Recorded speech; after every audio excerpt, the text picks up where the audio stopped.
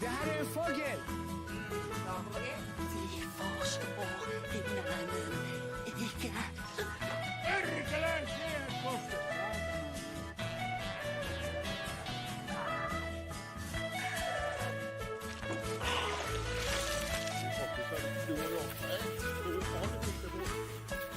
Bananen!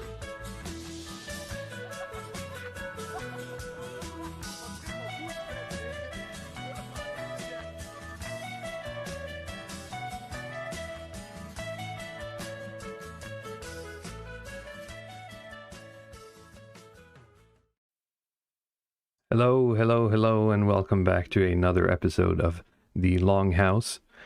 I'll do my usual spiel and call this a show dedicated to art, culture, and politics and philosophy, etc., etc., all with a true right Nordic perspective. It warms my heart to see in the comments that after all this time, the intro I slapped together in like 20 minutes of various Scandinavian memes is still doing quite well with the crowd. Now, today we have a packed panel. It would be even more packed had it not been for some coof going around. Sadly taking out our Finnish friend Birkarl. But we're going to be looking at and discussing some of the topics and talks and ideas brought up at the Witan, the Shieldings event that took place last week, or I should say last weekend in England, where both me and Luddic Path and Leo Borealis and Birkarl, we all managed to somehow get ourselves to the event. Despite the English's best efforts. And so we're going to talk a bit about our experiences, what we learned, new ideas we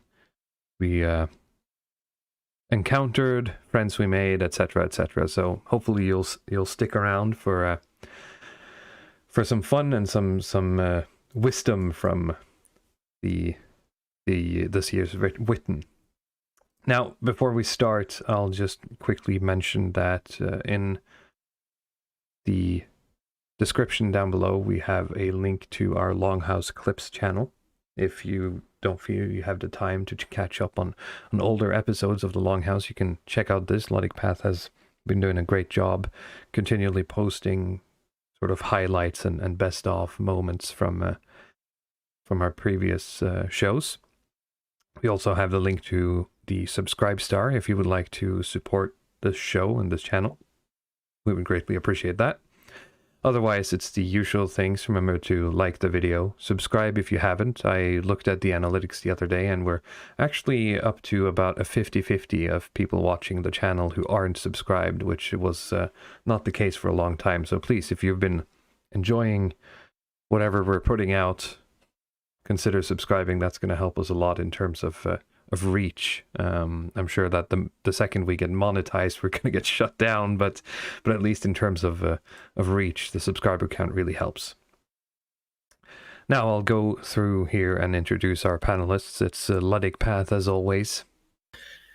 Yes, back again. Feels good actually. Feels like coming home because I actually did. I mean, I also caught some illness on the Witan, but I tested negative for the coof. So, I mean, good on me. I feel much better today. So I think this is going to be an interesting chat. Good. JGreenriver, welcome back. It's been a couple of episodes. I think the last time you were on, we did the Denmark stream. Yes, thank you for inviting me back on. So yeah, I wasn't at the event, but I had the opportunity to look behind the curtains because I helped organize a part of it, or small parts of it in the background. Yeah, it was sad that due to real life stuff you couldn't make it, but you know. Oh yeah, we can inform the audience of that. That is not a problem. I had to go to the emergency room with my eye because I had a surgery the day before. So sadly, I couldn't travel on the day where it was. Yes, but maybe next year we'll get to all meet up. Hopefully. And back again is Leo Borealis. It's been a couple of episodes since you've been on as well. Hello, yes, it has. Should have been on for a couple of times, but, well, scheduling kind of clashed, so it didn't work out. But gets in the way here sometimes. I am. Yes, great. Indeed. Welcome everyone to the chat. It's a lot of the usual names, of course. And I think with that, we're just going to jump into some of the... we have some news articles here that we would like to take a look at before we get into what was discussed at the Witan and what our experiences were. We did have a lot of fun, or I did. I can only speak for myself. But I really enjoyed meeting people in real life and getting to chat with people. I actually, while I have this platform, I talked to a bunch of people at the event, and some people ended up following this channel, some people ended up following me on Twitter, etc., etc. I didn't take down anyone's names, and I was stupid and I was drunk and I forgot everyone's names. So if you hung out with me, please, just DM me on Twitter. I would like to keep in touch. So with that out of the way, oh, sorry. Yeah, I'm adding that one for the people who talked to me. I did actually jot down some names, but I've been too lazy to getting around to it. But I haven't forgotten you. I mean, you know who you are, so. Yeah. Let's see here. We had the first article we wanted to take a look at is regarding the Sweden Democrats. Now, the Swedes are having their election soon. And hang on, Sweden. In 10 days. On 10 days. And the September, 11 September. Yes, and the Sweden Democrats are doing exceptionally well. Seems to be the consensus, at least. Let me just pull up the article that I just pulled up, a random Financial Times article that's talking about these things. We'll see how that works out.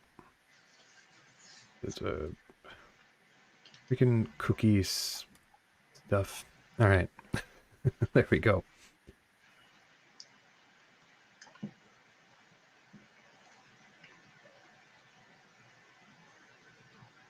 So, this is just a random article here. It's talking about they probably have to count on... Oh, this is the wrong article. Hang on. Yeah, that's the Social Democrats. Those are not the Sweden Democrats. No. Almost the same thing, but not quite. Yes. Where's the article I was looking for? Maybe it's been taken down. Okay, I'm going to have to go with something else. I'm sorry. We're doing it live. I should have probably downloaded the article. So the far-right anti-immigrant Sweden Democrats are set to become Sweden's second largest party ahead of general elections in September, as they are now 4 percentage points ahead of the moderates, the country's biggest right-wing party. This was written about a week ago. A little over a week ago. Yeah, it goes a bit back and forth because but as you guys know, most polls are fake and gay. So what can you do? But the people who believe in these polls seem to be very afraid of the Sweden Democrats. Yeah, of course they represent something that is nominally not screaming rainbow flag progressives. So that means that they are Satan himself. Of course. Now, for those of you who... I see, by the way, like some of the Norwegian coverage, it's actually not as negative as I would have expected it to be. I mean, if this had happened like 4 years ago, I think it would have been a lot worse. But, I mean, of course, you see in the comments and stuff, there's a lot of paranoia still, but I think there's a sort of consensus, even among the Norwegian media class, that the Swedish kind of immigration integration experiment has not been a great success. And that's something they don't want to talk too much about. But I mean, they still kind of, I think they struggle to find enough kind of sort of pejoratives. I don't know if you had that impression, Walrus. Yes, it's it's becoming hard to not recognize that they're onto something. I think that's the problem. Because the Norwegian media has spent too long, and in general, the Overton window in Norway has spent too long trying to keep itself away from becoming Sweden, is usually the words that's being used in terms of immigration, etc. So when you finally get a party that's anti-immigration and you have a track record of talking about, well, we don't want to become Swedish, and you have a party that's saying we want to move away from where we're at now, it's going to be a bad look if you start saying that that's a bad thing, right? I mean, not that usually journals care. For those of you who are from the continent, or maybe are not aware of the Sweden Democrats, think I suppose you can think alternative for Deutschland. Would that be correct, Leo?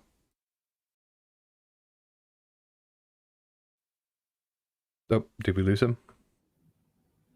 We might we have, did. but it is correct. It is the equivalent in Sweden.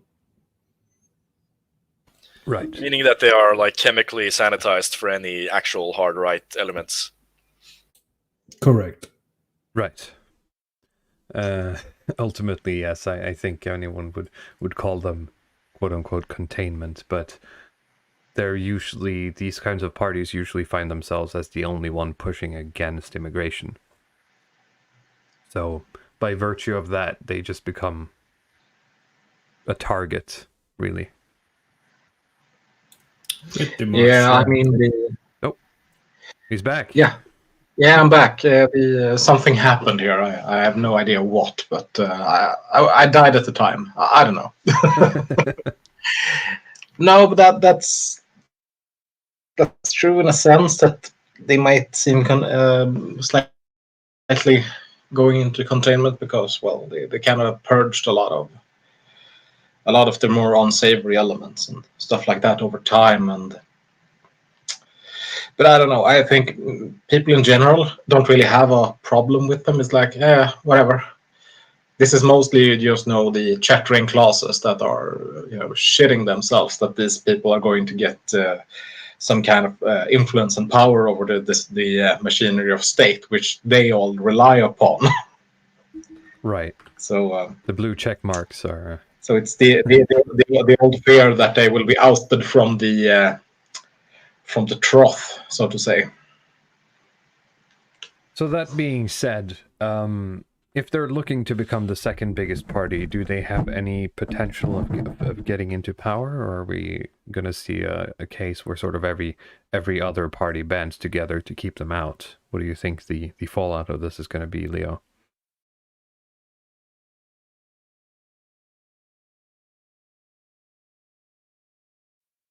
And he's gone again. I think I'll see if I can do something on my end to...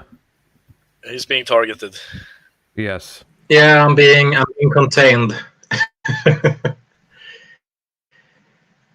Yeah. Did you hear what I said? I heard what you said. I think that it depends a little bit of how far they go.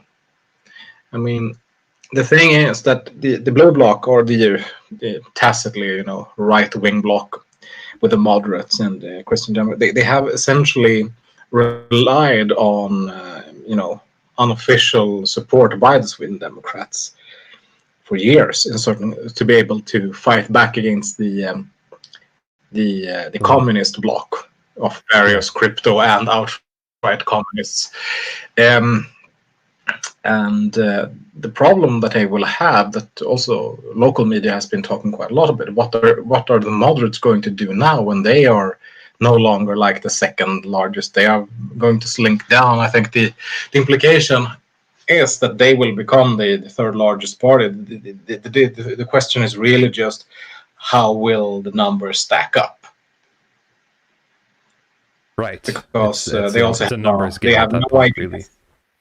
Yeah, because also the moderates have the eternal problem that they have essentially no new ideas. They're all ideas that didn't work, and their party leadership has the charisma of a slightly slightly half-rotten cod. It's like nobody likes that guy.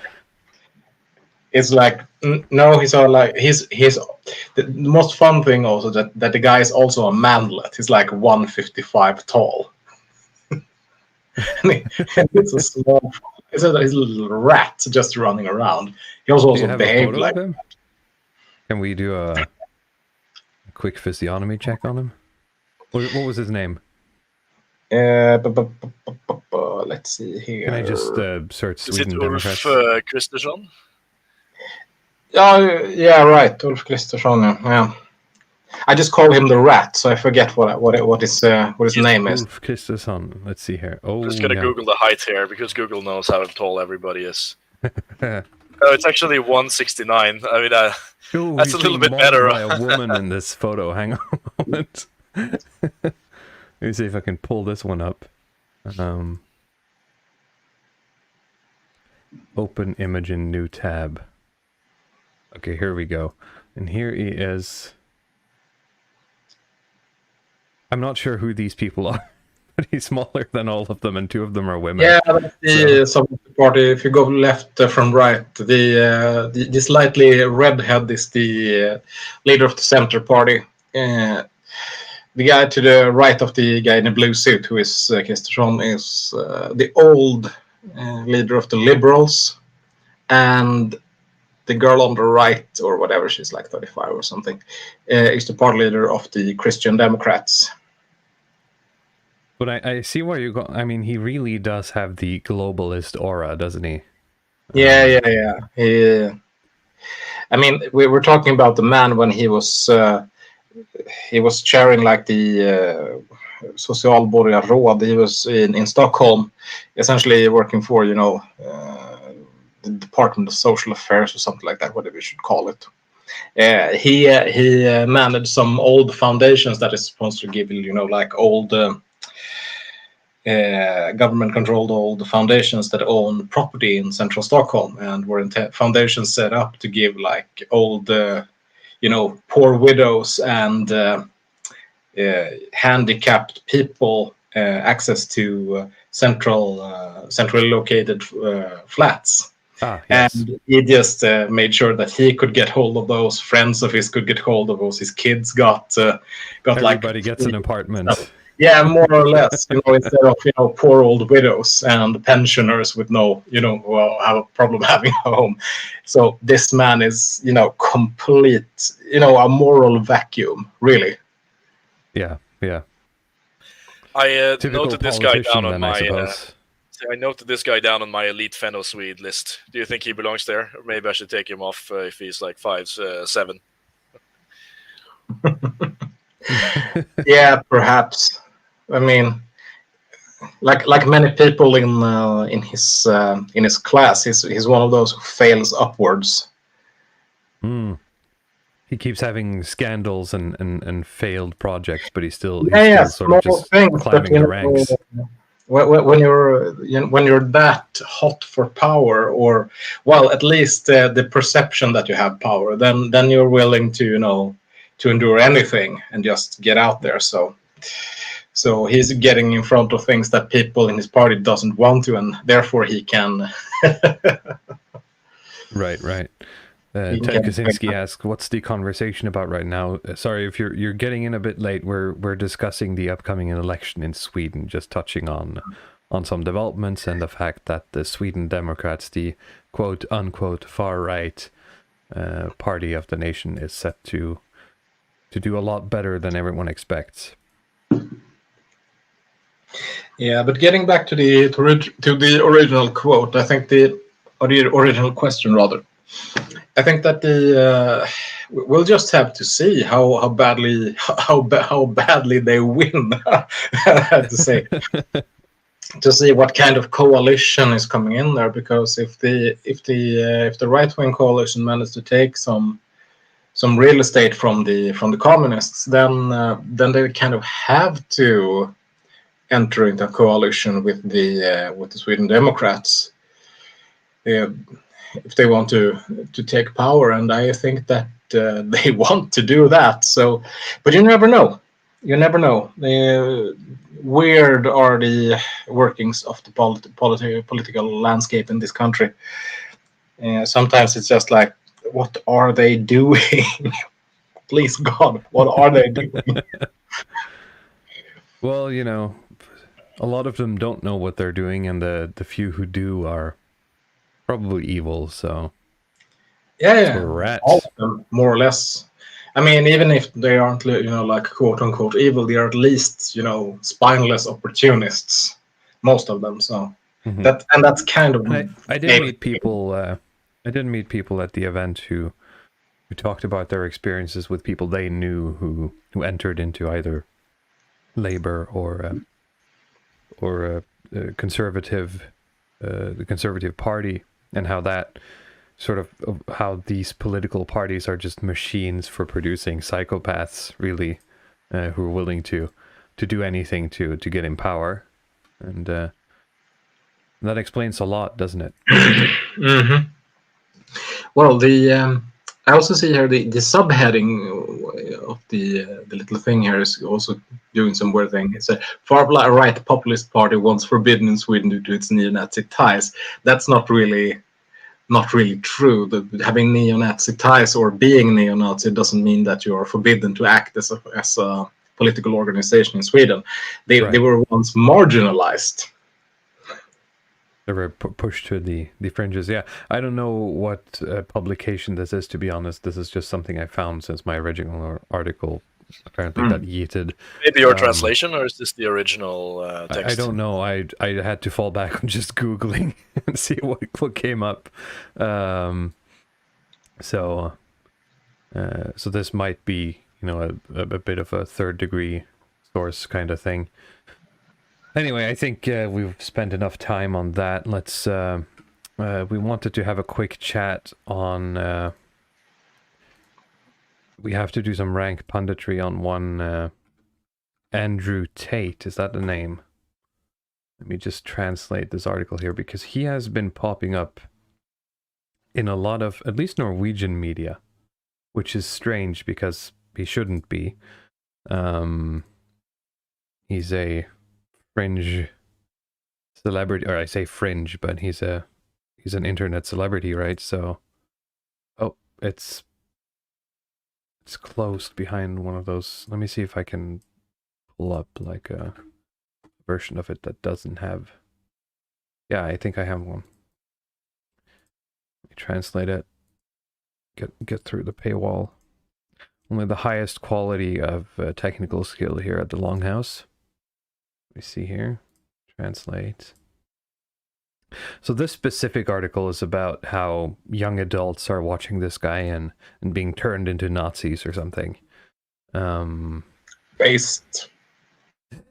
Well, if only it was that. I think he's turning them into pickup artists or something. I think that's a better assessment, really. Yeah, that's the reason that I actually wanted to have this have a sort of small conversation on this guy, because he seems to have sort of come out of nowhere and exploded onto the scene. I think it was JGreenriver who mentioned this previously, that his TikTok has over like 15 million views, and that's mostly young people. Partially, I guess, due to his image, and the other reason is that he sort of runs this thing called like the Hustler University that's kind of built on this it's not like this kind of MLM type structure, like multi-level marketing or pyramid scheme, as people used to call them. In the spirit of emergent behavior, I will add that he currently is or has dated Michaela Peterson for a long time, and she has quite an extensive PR network, so him exploding might have a reason. That's the Jordan Peterson to Andrew Tate pipeline. I was thinking more that maybe he has built a network of contacts that have allowed him to quote unquote explode on the scene. Explode onto Michaela Peterson.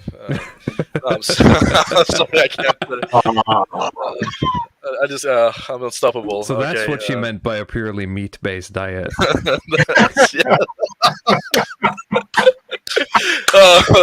Please. Oh, We need to be stopped. We must be arrested. Okay. gentlemen, order, please. I'm It's sorry. time to move on, I think. Yeah. Let's. Sorry.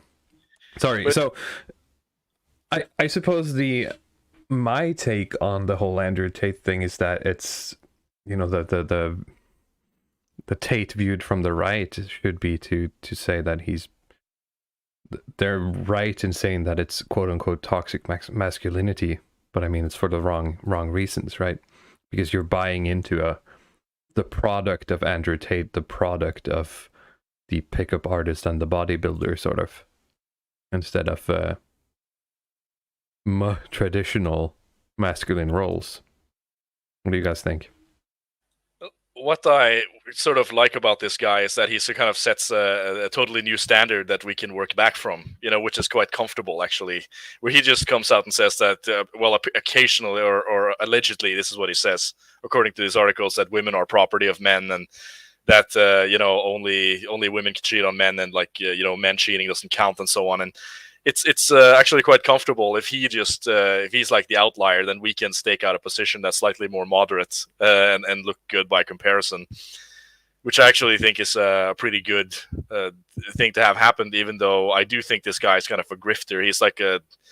This guy's like this kind of super bacteria as a combination of both the kind of pickup artists and these kind of wealth gurus. If you smash them both together into one person who is like this kind of super Saiyan version of everything that is retarded about like these sort of YouTube guru stuff. But I mean, having this kind of the kind of kickboxer fighter thing going on, where he's talking about actually being really rough and tough as a man and trying to fight your way out of the world and so on.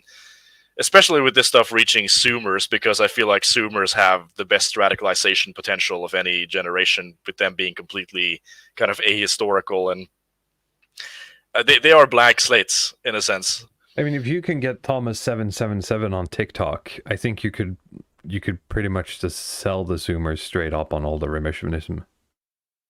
I think they just buy it. Oh yeah, let's try. That's they? going to be our new project. That would be Right. great. If I see articles, that's going to be the goals of the Longhouse. It's just to get an article with Thomas77 in this newspaper, where like you have to warn your kids about this guy and try to explain why he's wrong. But yeah, that's what's been interesting when I look at this newspaper, is that these articles are sort of damage control. It's not like preemptively trying to explain some of this away or trying to quote unquote vaccinate people against this stuff, because that's the language that I've seen used in some of these articles. They talk about, like this one woman who was writing an article about him, and she used like gender neutral pronouns in the articles. By the way, the guy who wrote this article is our old friend Jacob there. Yeah, he usually shows up in the most subversive of articles.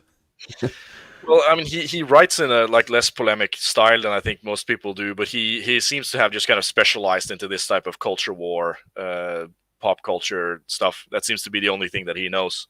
It's true. And I mean, when they talk about, they're now talking about you have to talk to your kids, like, because they realize that probably now if you have like a Zoomer child in school, they've seen this guy, so they now have to figure out how are we gonna like de-radicalize our children or de-radicalize our boys from this stuff, and giving examples of how to talk to people and so on. But I mean, the problem is that how could you possibly be more vaccinated against this viewpoint if you live in Scandinavia in current year? I don't imagine any like civilization or anything at any point in time where you've been indoctrinated with more crap against like this sort of BAP type worldview. And like they're still sort of lapping, they still seem to be lapping this up. So maybe there is something to Moldbug's, idea of like the revolutionary Zoomers. Yeah, we'll get the to revolutionary that later. spirit in It's one of the Zoomers. points we have from the event here. But yeah, generally, I actually think this is a sort of positive development for us, because this is a thing that we can, this is a reference point that the Zoomers will have, even though he doesn't have like a perfect worldview according to us. Then we can sort of use him as a kind of stepping stone to get to something else, instead of using Jordan Peterson or some other kind of like centrist, centrist influencer. I thought you were going to say, or some other centrist cringe. I'm not gonna say it, but yeah. Sorry, I had to take a sip of beer here. I think the chat seems to agree with us on this, so unless you guys have any more takes, I think we should just move on. I barely know who this man is, and I just know it through like osmosis of articles like this talking about how this guy is the worst. Yeah, let's just move on. All right. Another zip of the beer, and let's move on to the main event of tonight. Let me find the...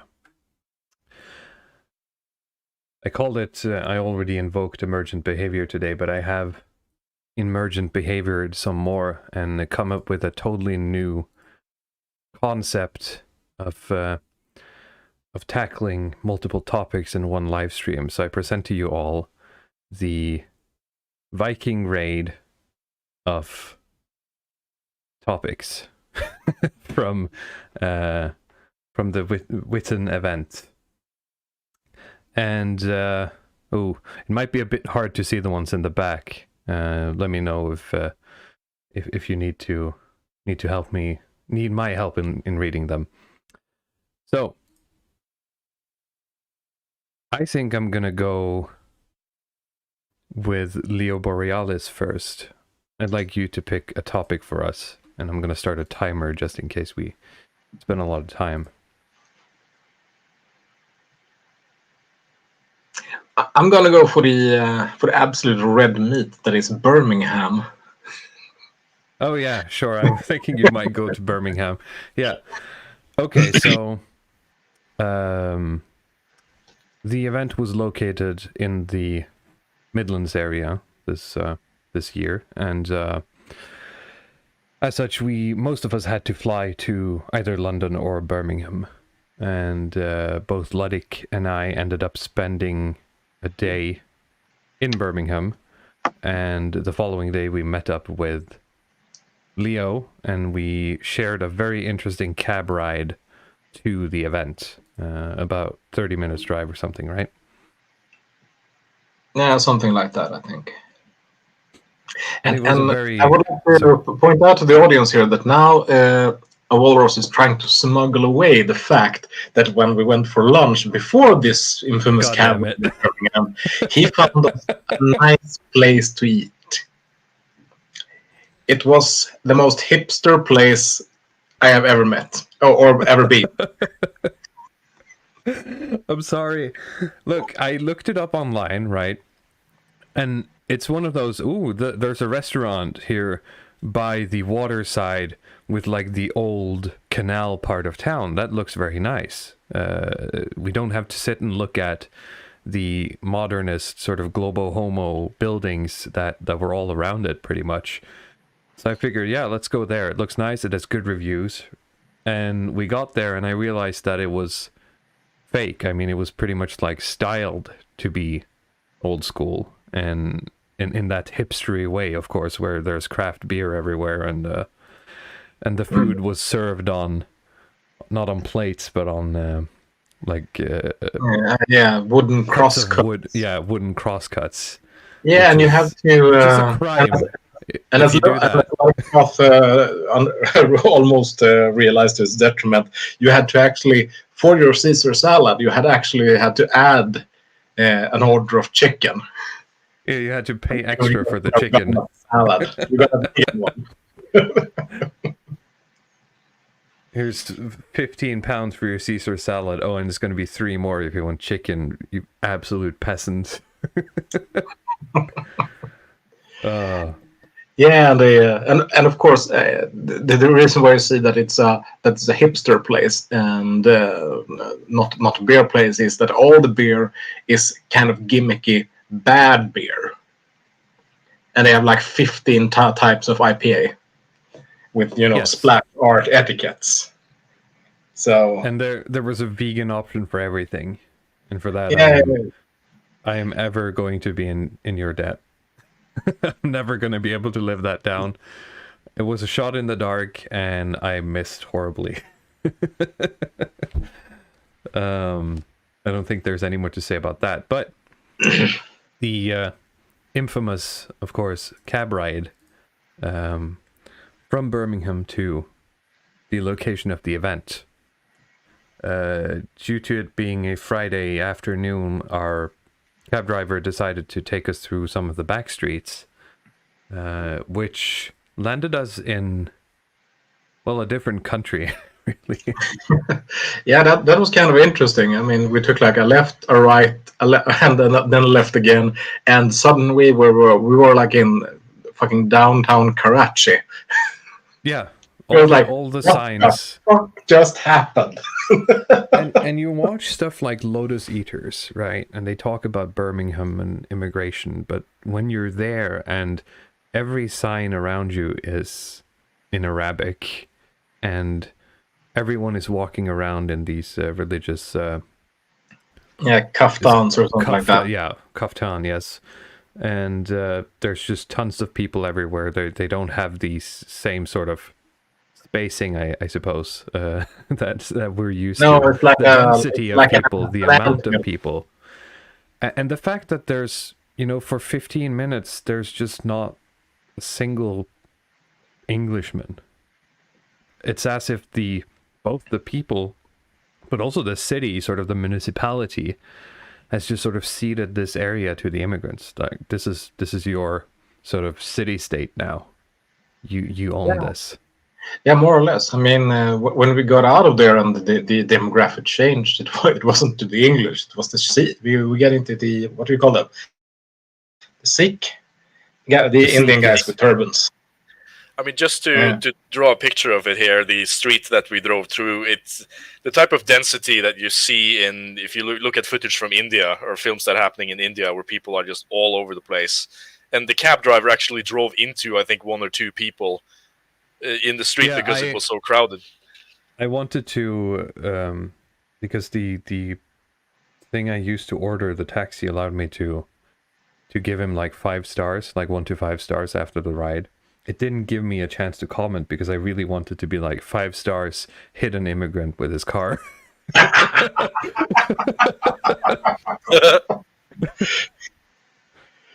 But unfortunately that wasn't possible. But it wasn't just, I mean, that was an eye-opening experience in terms of the amount, just the sheer volume, which makes our problems look like, well, nothing. It's a fairy tale country compared to what's going on in England. But it was the general state of it all. The buildings were all run down. The shops, half of them are closed. It's filthy, it's dirty. All the way to the location of the event, the roads are in bad shape. There's trash everywhere. It's just, usually, maybe this is boomer truthism, but you think about the English, in a sense, having some sense of care and control. They're usually, the image you get of the English is people who know their stuff, who know what they're about, right? But that's not the case. No, it was just decrepit, run down, decrepit, and it was. Did you think about that, Walrus? It was also like that, kinda in the city center, like downtown as well. It was plastered over a little bit, but it was more like. But if you got close and took a close drive to the buildings, even the one that looked kind of nice, they were kind of falling apart. Yeah. It was a general sort of malaise or entropy just slowly eating away at things. It was a very uncomfortable city to be in. Yeah. It's just one giant concrete slab, right? That's what it felt like to me. And they just keep putting concrete on top of concrete and new buildings on top of old buildings. This is something we discussed that, in Norway, they put some of this modernist architecture in Oslo that they call the barcode. It's extremely unpopular. But in Birmingham, they have basically the exact same designs that are just kind of these Lego buildings that are stacked on top of the old kind of English stone and brick houses. Yeah, but I think it wasn't like that. Yeah, here it is. I'll show an image. This is the image of the barcode in Oslo. These, I'm not like approximating even, these exact buildings you can find in the center of Birmingham. And I had at the event a sort of grug moment where there's something wrong about this. I haven't been able to, articulate these things to friends and family and people I talk to. But there's something wrong about this. I don't know where in the world I am. Nothing about this is Norwegian. And seeing that in Birmingham and then hearing Alexander Adams speak at the event about these things, it really sort of brought it into focus for me of how fucked we are, I suppose. It was a very, very good experience, I suppose, or a bad experience, but a good teaching experience, I guess. Well, I guess it was very white pilling coming home because it was like relief. I'm back from hell. yeah. And I don't know if there's any English or Brits or whatever in the chat that can tell us that hopefully this is Birmingham and everywhere else is fine. But man, if this is the way it's going, I've been in some second and third world countries and that's an approximation of what it was, right? Yeah, more or less. But the thing is that when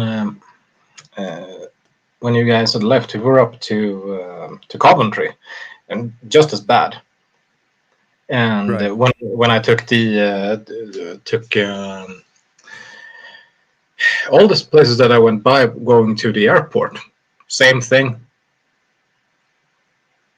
Looks equally decrepit and, well, just horrible. Right. I see we're getting some recommendations in the chat from Americans here to do Detroit or Chicago. I have an entire video on Detroit. You can go look at it right after this stream. It's called The Politics of the Telegraph Road. So if you want some of my takes on that, you can go look at that. I'm just gonna add Birmingham. Let me see if I can do this. Here we go. I did not like that it's hiding your face, Luddic. I just wanted sort of a topic on what we're discussing. Can I move this? This isn't the time to be fooling around with the banners. It's fine that it's Never in my mind. face. I'll take one for the team. Okay. So there we have the current topic for anyone joining. And I'll try to update this as we go along. Anything more we want to talk about this? I mean, we're just sort of black pilling ourselves, doom posting here.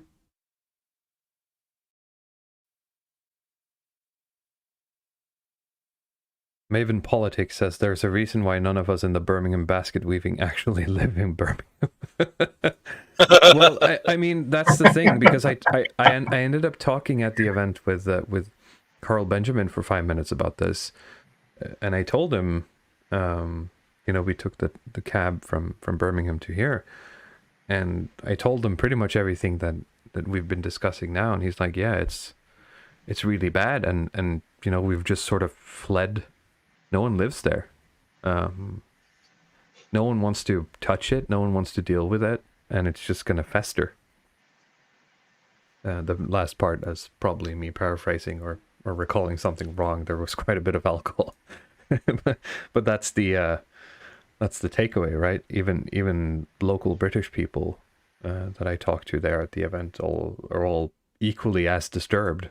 I suppose they're just trapped, like all of us, in a system that doesn't want to do anything about it.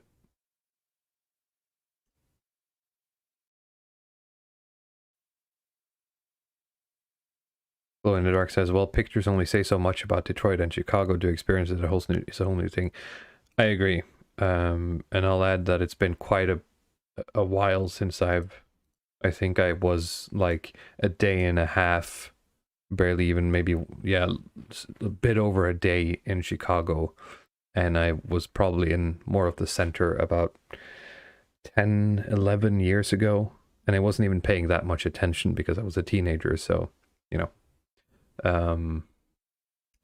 I'm not an expert on Chicago, but it was a nice backdrop because the Telegraph Road that I'm using as a vessel in that video is specifically in Chicago or outside Chicago. You know, I did see like a report on the NRK, like the Norwegian state broadcast, with that guy who was like the guitar player in Turbo Negro, Thomas Seltzer, where he did a report on Detroit. And I didn't remember much of it. I just remember him driving down the highway there and just looking at, you know, if you get what kind of business is actually thriving in Detroit, and it's basically mega churches and liquor stores, and it just goes on mega church, liquor store, mega church, liquor store. It is, I mean, it is, it communicates volumes about the mental state of the. I won't be too explicit here, but like the type of the archetype of the people who occupy the place currently. Ted Krasinski says, if you think about it, the slums in Detroit are the same as the slums in other more rich places. It's just that there are a whole lot more slums in Detroit or Chicago. Well, we're getting away from the point of Birmingham here, but I think, especially with the English, as I mentioned earlier, it's a people, and I'm including my own people in this. It's a people who, despite your social and economic status, has put a lot of emphasis on aesthetics, on being able to present something that is metaphysically higher than yourselves with the means that you have. If that's, you know, small artwork or decorating your home in a certain way. And this is being lost because of this immigration, because of this deracination and this multiculturalism. The spirit of that is just lost, and they then get co-opted into, you know, consuming and porn and video games, I guess. I mean, it's a whole lot more complicated than that. Yeah, I mean, it would be interesting. I think we had a small chat about it when we were in Birmingham as to why, let's say, non-European peoples seem to have less of an interest in maintaining infrastructure and maintaining homes and so on, maintaining lawns. I mean, you know, next stream we're probably going to do Yuval Noah Harari with the Sapiens and the Homo Deus and so on. And I'm reading Homo Deus currently. And one of the points that he makes in that book is that let's say something like having a well-maintained lawn is really kind of an inheritance from European aristocracy, something that they did in like the 1500s, and that has just kind of spread through the times where people, you know, let's say having a lawn that's in front of your house that's nicely maintained is sort of a status symbol, that you have enough resources to maintain the lawn, in spite of it not having any utilitarian value to you. And I thought to myself, I mean, this is not, you know, the idea of having something that is more expensive to you, that has no utilitarian value. It's not unique to Europeans. You certainly see a lot of these, you know, African Americans with gold chains and very expensive cars and so on, like these kind of markers of wealth. But that doesn't spill over into, you know, a well-maintained lawn or a kind of maintained house as a kind of, you know, marker that I want to display outward. So I think that would be an interesting. Having personal wealth is not the same as the societal aesthetic, right? Yeah, but just the idea that you know, the way that you kind of display the wealth or that you have is through basically maintaining the aesthetics of the neighborhood or of the house instead of buying a gold chain. That's kind of the. Yeah, exactly. You're putting your society and the aesthetics and the metaphysics of that society above yourself, you're putting it in something higher than yourself, in a hierarchy, basically. And some cultures have that, and they have thrived on it, like ours, and some don't, right? It's certainly an interesting topic. I think maybe if you look more into that art book that you bought, what's the name again? The Artivism? Artivism. Yeah, maybe you could learn something more. Perhaps I'm going to review it, I think, once I'm done reading it, but... Perhaps we should move on. So we are an hour in, and we have only gotten to Birmingham. I did. My timer just went off. So okay, sorry. Greener, why don't you pick one? Well, then let's move into the art and activism, right? You've been talking about it in regards to Birmingham, so why not move into that?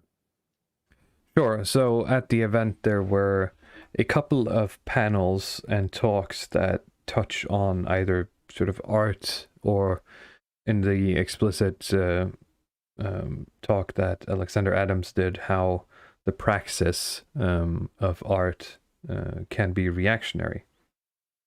And in general, because we want people, we're not going to necessarily quote from the talks here, because if you wanted to hear them speak, you should have come to the event. And if you weren't able to, there's going to be a book that is going to come out. Why don't you tell us a bit about that, JGreenriver? Oh yeah, they have a book for sale on their website, shieldings.com, and they're starting producing it now, so it will take some time before it arrives. But it's a good way to get the talks. I better just notice that I'm slightly affiliated with Shieldings, so just so I'll link it in the chat. If you go to that link, there should be a product for getting the event book if you're interested in the transcripts of the talks given by the people. So in the interest of our own community here, we're not gonna just give away the secrets of what was talked about, but in general, there was the idea through the poetry panel, the Panama Hats talk, Alexander Adams's talk, and especially Alexander Adams, considering his book is called Activism, that the dissident right, and I suppose the right to a sense in general, has to pick up a lot of slack when it comes to art. We've sort of been sleeping on it as a vessel. What do you guys think about it? No, I think we spoke about it at the event that, aesthetics is probably one of the more crucial parts of having like a sort of traditional hardcore right-wing mindset or ideology. And it's something that can't really be reduced to simple logical syllogisms or ideology. It's just something immediate kind of in your perception that you can appreciate that or you can't appreciate that, or you can let's just say like the idea of beauty or beauty aesthetics. It's something that really can't be broken down, even though they have tried that with modern art, and postmodernism could be seen as basically like this entire protest movement in trying to break down, let's say, like a traditional aesthetics. But like this is something that should always be present. I don't know if you had any other insights on that, Walrus. Well, I think we've done a lot of good. I see actually Nordan in the chat here saying that, well, we do well with memes, and I suppose that's correct. But we have the potential to do well with a lot of other things. We have the potential to do well in so many other things, and there is this idea, I suppose, that anything that is truthful and anything that is done truthfully inherently becomes right-wing, inherently becomes something that we, to a certain degree, want to support. And building structures, keeping an eye out for people on the right who are willing and able to create works of art, being, poetry, as was discussed at the poetry panel, or people who write books, people who produce any kind of art that would be considered quote-unquote traditional. We did talk to a lot of people at the event, and I remember the question came up with the teal box. Let's say like you have some billionaire on your side and you're able to allocate a certain amount of funds to right-wing projects. Where do you start? And I didn't think of it at the time, but on the ride home I started thinking more about, if I had the teal box, maybe I would just set up a fund for people to do right-wing art projects, and maybe like higher level stuff like films, for instance, because we were able to produce a lot of like this low cost stuff, like say memes are like sort of super, like high time preference, zero cost. Art, I mean, books are slightly more expensive if you consider the time that's put into it and the publishing and so on. with the pictures, but like it would be really cool to be able to actually have, you know, pay people to make right-wing based movies with a certain budget. I mean, we certainly have enough, you know, movies going the other way around. So this is something that I would like to see more of. I mean, just like you mentioned, somebody having, you know, making like a high budget film about, say, like the lockdowns that portrayed that in the negative light. I mean, how great that would be, you know, for us. Yeah, anything really, right? And it ties into an overall theme, I suppose, that organization and funding is important, but there are medium costs and low cost versions of producing, you know, true art, and in general, just knowing that you're not alone in this is good enough. And if you see something pop up online, I talked about the Mensch's Molebugman book a few weeks back, and that book might not be sort of a Nobel Prize winning book, but it's good and it's right wing and it's funny because it's true. So why shouldn't you support it? You know, why shouldn't you be authentic in enjoying something that is actually commenting on the way everything is going to shit because you've been brought up in 7 layers of irony and you can't really enjoy anything anymore, right? But what I have a problem here, because we can sit and we can hope to get a big budget movie out, or I don't know where that money should come from. Why should TL even give that money to begin with? I think a big budget movie is aiming a bit too high, personally. Yeah, but I think we need to aim at a level where we can play ball now. If we are not able to do it now with the contacts and resources we have available, well, then we're not going to be able to build up to something bigger. I agree, which is why I said there are a lot of low cost traditional avenues of art.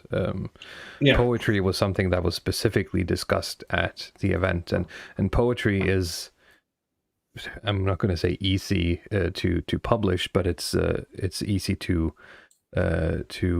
spread, right? It's characters, and in the age of the internet, it's quite easy to send characters around.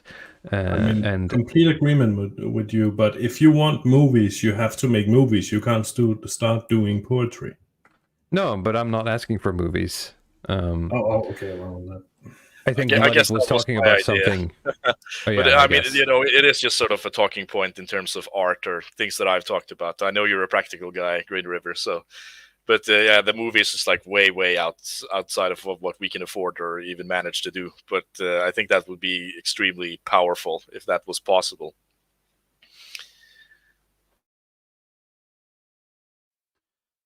Okay, Leo, do you have anything you want to comment on the art and activism topic here? I think we've lost him, no? Well, oh, there he is. No, I'm here. It's a bit of a tricky thing, because to be able to do anything within that sphere, you actually need artists, because it's not like making memes. Anyone can make a really dank meme. Few people can make a good meme, but making art kind of requires a trained artist, more or less. I mean, it's not something you just pick up. So that's true. Is there an avenue through more amateur art? I mean, in the sense of the gentleman scholars of old, where people like us would have, you know, varied interests. You'll mountain climb one day and then write a book the other, right? Yeah, well, perhaps, but I mean that's also, but that could be a part, perhaps encouraging a path of personal development of people within the sphere. You know, take up oils, learn to paint oil paintings or something like that. But in the end, it depends on what you want to make of it. Do you want to produce art for the sphere as a project, or do you just do it for yourselves and then perhaps, you know, let people have a look at it? That's essentially two different things. So That's true. That's true. Well, it's a bit of a chicken and egg sort of question, isn't it? Because you want the art, but you need to put something into it to get the art, and I suppose you have to find some sort of middle ground. I get the sense from Vingel that he's at least artistically aligned, and I think if we have the structures to be able to fund small to medium projects for people like him, that would be the optimal, right? I actually remember where they don't have to be dependent on the existing structures who belong to the enemy. Alexander Adams talked about this. He talked about what's his name? Yeah, that's one of the things that I remember as well. He talked about like the institutional capture of all of the institutions that surround art, and then we're not just talking about the people actually making it, but yes, it doesn't matter if we have dedicated right-wing talented artists making art if their art is not displayed anywhere, and every museum is just dedicated to sort of like BIPOC. LGBTQ people, marginalized people who are just going to display their crap. I mean, this is happening, as far as I understand, with Norwegian galleries as well, where certain classical stuff is being pushed out in favor of like Sami, lesbian artwork and so on. Yeah, but I think Alexander Adams' core misunderstanding was that he kind of fell for in his art and activism talk. He kind of, when he started talking about the institutions and stuff like that, he kind of fell into that old boomer trap. We can also make the idea that the right can also do a long march through the institutions, not realizing, no, equal isn't equal. It doesn't work like that. I didn't understand it like that because he spent so much time talking about Dali and the independent artist, and my takeaway was that we have to help artists be independent, and if they're right-wing people, they're going to make right-wing art. Not explicitly, but implicitly. Vingel is saying that you can't make art too overtly political unless it's meant to be outright propaganda. And I agree, but if you get a right-wing person to make art, it's going to be right-wing. Right?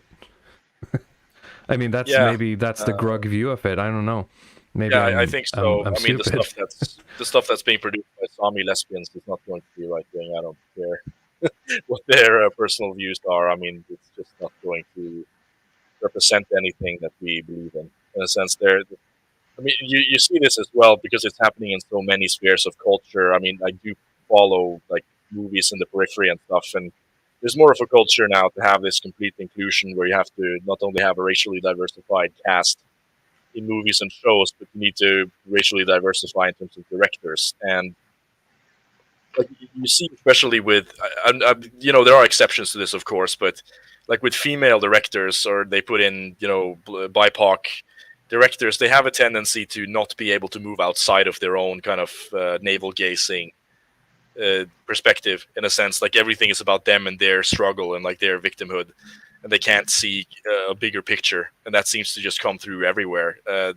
So like what you want is basically to have some people, especially say like white men, who can sort of look at a bigger picture of society and have a grander vision that they can show off. And I'm just gonna say it like it is. I think that's like the group that's the best equipped, both mentally, physically, to produce that type of art. I just don't see a lot of these other demographic groups having the ability to make stuff that's sort of outside of themselves. I don't know if you agree or not. Yeah, well, that's true, but that's more also because of a biological reality that we often discuss, and that is, as you well know, that both women and feminized men, as they essentially emulate women can't really speak about things that doesn't have to do with them. Everything must be viewed from an internal perspective. How does this affect me? How do I feel about this? They can't really look at something without themselves being placed within that frame. Interesting. Yeah, I can see that.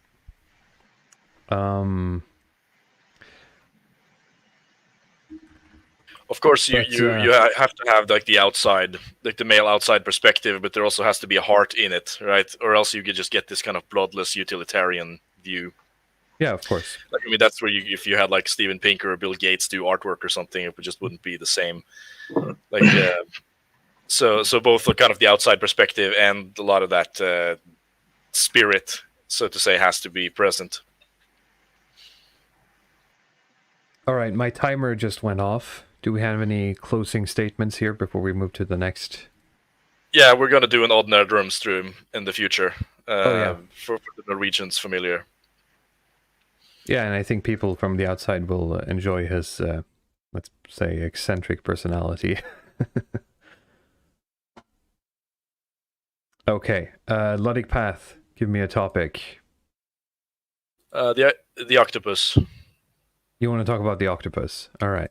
So this specifically covers the talk that Academic Agent did. For those of you who have followed him on Twitter for a while, you might be aware of the schizo model that he's been Can you bring it up for this talk? pushing. Let me see if I can find it, actually. If you guys talk a bit about it real quick. But I'm also going to bring up a talk that Dan Tubb did, which I think relates a little bit, but it covers more of the economic side of it. Let me see if I can find the octopus. He might have deleted it. Maybe I've seen him pull it on different channels, both on his YouTube and Twitter and Telegram and so on.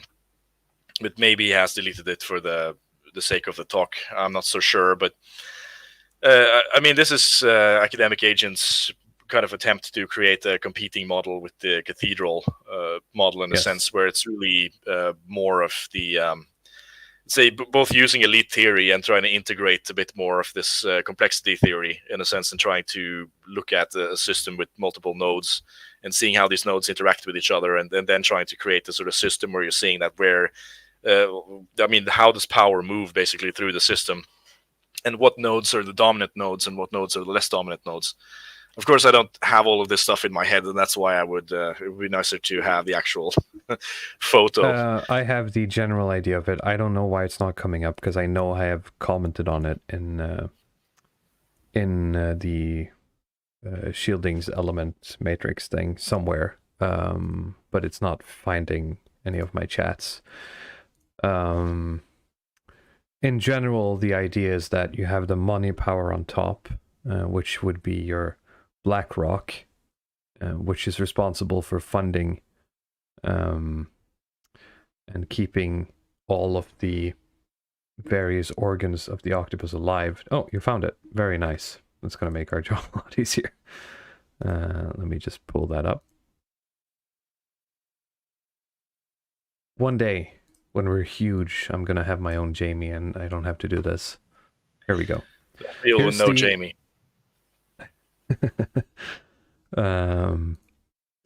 Here's the this is I'm not sure if it's simplified or if it's just the model without the schizo lines. Yeah, this is without the arrows, right? Yeah, but there are a lot of arrows sort of pointing between what parts of what nodes in the system affect the other nodes and so on. Exactly. And of course, this is different from the Moldbug Cathedral in a sense, because he puts the chest at the top. That is sort of, it has like the triangle there with the heart, saying that this is kind of the heart of the system. And the power moves down from there to basically the crown and the chamber and the bench and so on. Whereas there's less emphasis in this model on something like the church, of course, which is probably not that emphasized in Moldbug as well. But say the head, I guess, would be the universities and think tanks, and the mouth, that is the media. Whereas in Moldbug's model, these are like the actual important parts of the cathedral. And like the way I would express this difference of perspective is really like through the lens of the foreign policy concept of hard and soft power. Whereas, you know, in the concept of hard power, I mean, money in a sense is considered a form of hard power. It's considered a form of coercive power. That is different from soft power, where soft power is really about influence. It's really about influencing somebody to do something because they want to, because they like you. And this has to be understood that this is in the context of a first world nation, right? Because if you look at some sort of like third world, pardon my language, some third world shithole, there's There's you don't need all of this stuff to understand how it works. There's just going to be maybe like a military government, and they have the hard power in terms of the guns, and maybe like the most aggressive, powerful guy, and they will basically just. Here is where some of Dan Tubbs' talk comes in, because he also hit on the petrodollar system and how that is basically a very advanced tithe or tribute system from the European nations to the American government, basically. Yes. Because if anyone who wants to basically buy things have to deal with the dollar. At least all oil basically has to be sold and bought in dollars. Exactly. And then sort you of have guarantees. then you have to buy the other resources you need from America with the dollar as well. So you have this sort of it works as a sort of funnel. alternative to the gold standard, right? Where that really saves the United States in terms of money printing, where it's like it's secured against oil instead of being secured against gold. And that is a topic in itself, but it's not, the way I see it, it's not completely related to this model. But just to finish my thoughts here, because Academic Agent sort of envisions it as the kind of the beating heart, or the driver in this system is really the money power done by BlackRock, and through like this sort of concentrated investment that can sort of be used to influence the rest of the system. Whereas with Moldbug, and I got more of a feeling from listening to his talk and trying to understand him better, that he really thinks that it's soft power, it's what's dominating. It's really the only thing that matters in these modern states, is to sort of have influence through intellectualism, and to have influence through being fashionable or being cool, in a sense. That's what actually moves the system. Whereas these financial institutions and these digital platforms and so on are a lot more locked into their structures, and they don't really have the wiggle room to do anything. But of course, this is something that I mean, we had a small talk to the Academic Agent after he did this, after he did his speech, and you did the book signing and so on. But he said that he hadn't basically done too much research on sort of how much BlackRock has actually been flexing their power, and that would be interesting to look at. How many people have been cancelled by BlackRock? Like, how many companies have they actually been strong arming out of business because of their practices and so on? Because I mean, if you look at, say, something like the Mouth or the Head, or some organizations in the media, you can certainly see how they've canceled people, and they've used the influence very actively to crunch a lot of people out of the system. But Sure, it might be a little bit harder to find. What's most important here, I think, is that capturing the crown, unless you can also capture the military, isn't going to give you any victory. That's the key takeaway here. You have to go for the chest, or make an alternative chest or network. And my big gripe, I suppose, I'm not quite sold on the octopus model yet. Mostly because the octopus model presupposes that woke stuff is just a tool, which it might be, and I'm going to use the weather vane for that. Is that if Academic Agent is right, that the next step is to, he says, put the woke genie back in the bottle, I think was the phrase he used.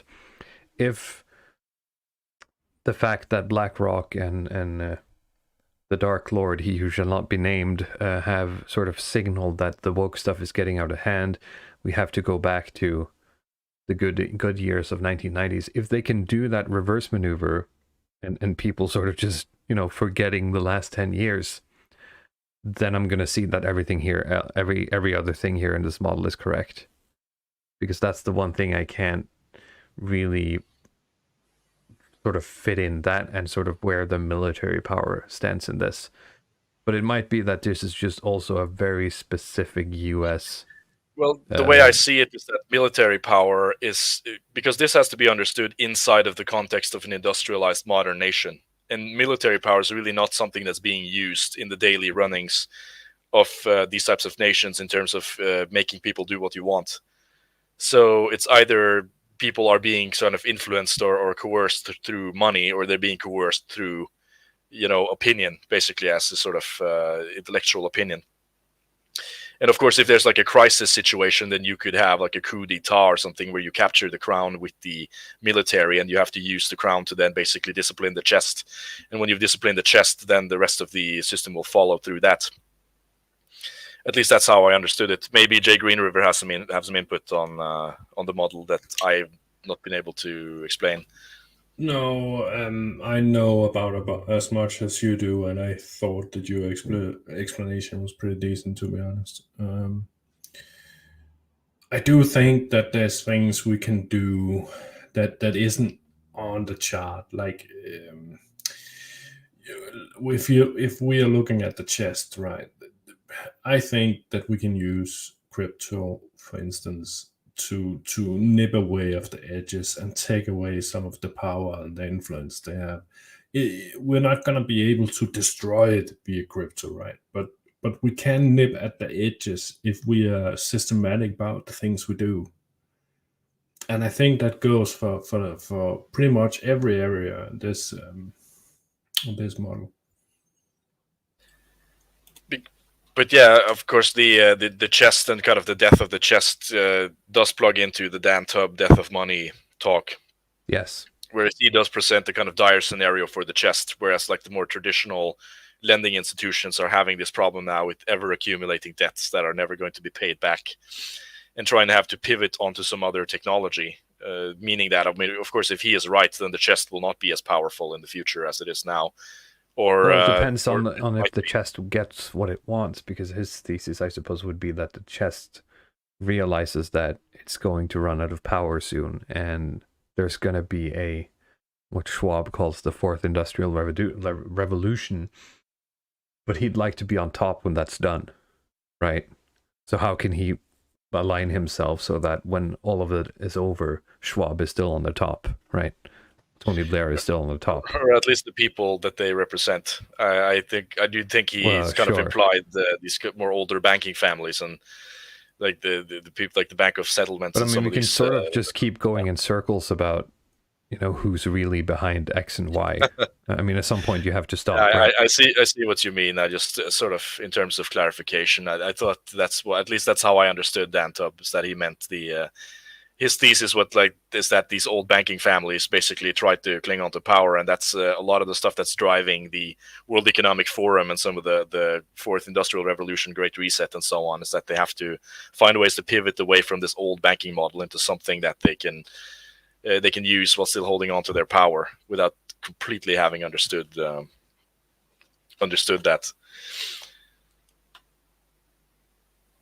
All right. Any closing thoughts, Leo?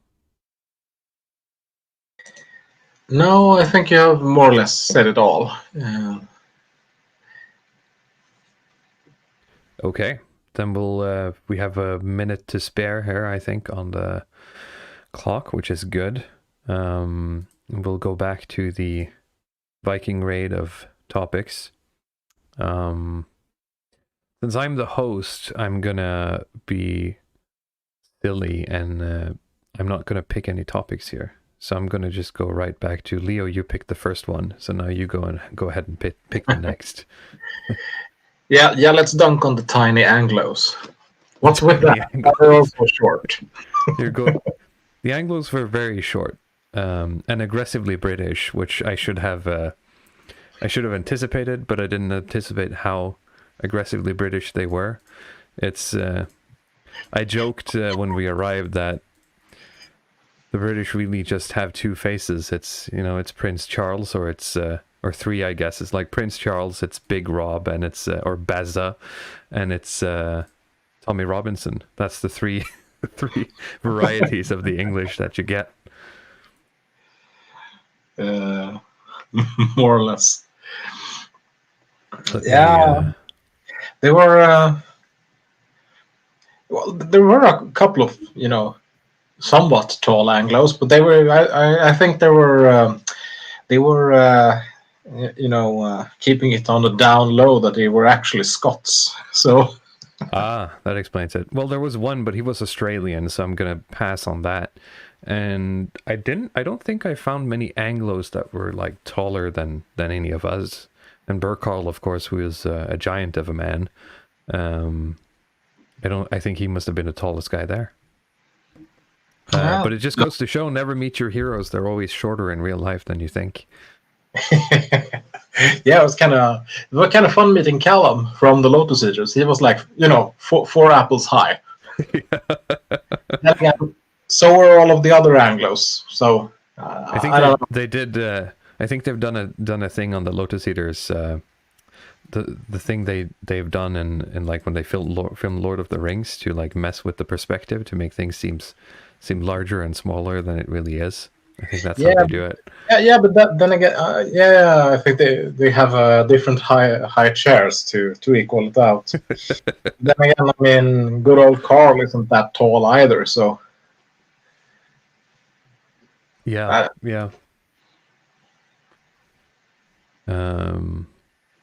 But very nice people, of course, overall. Just I was surprised at a general height difference.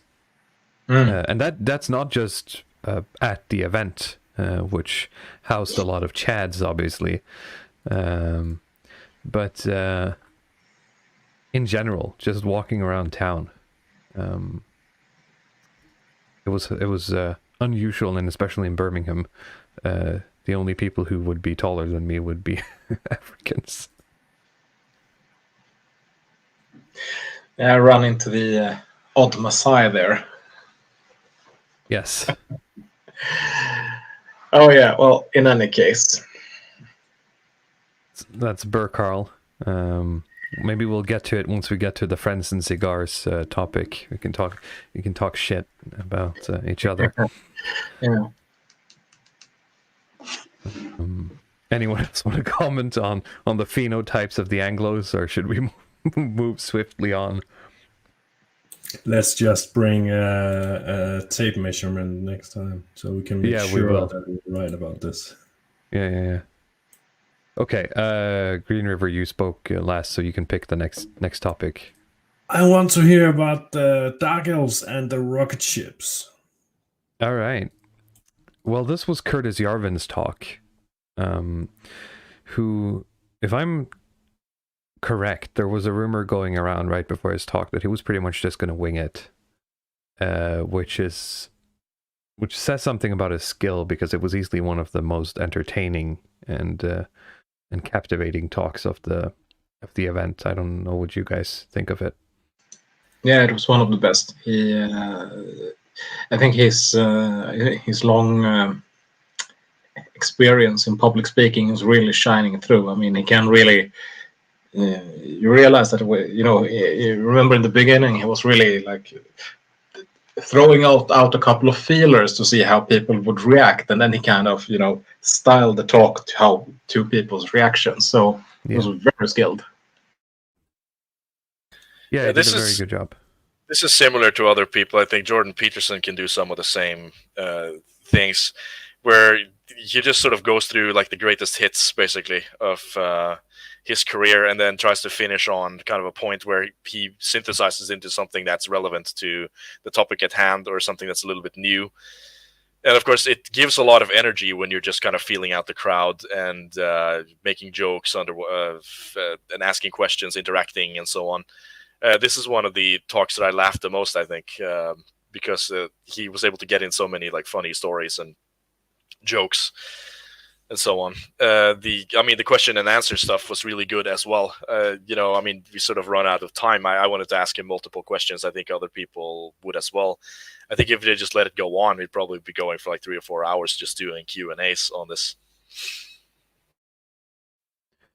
Exactly. And there was a very funny moment in his talk, which I think he, from a Californian perspective, thought would go down better than it did, where he said, "Raise your hand if you've ever been in a fight," and pretty much the entire room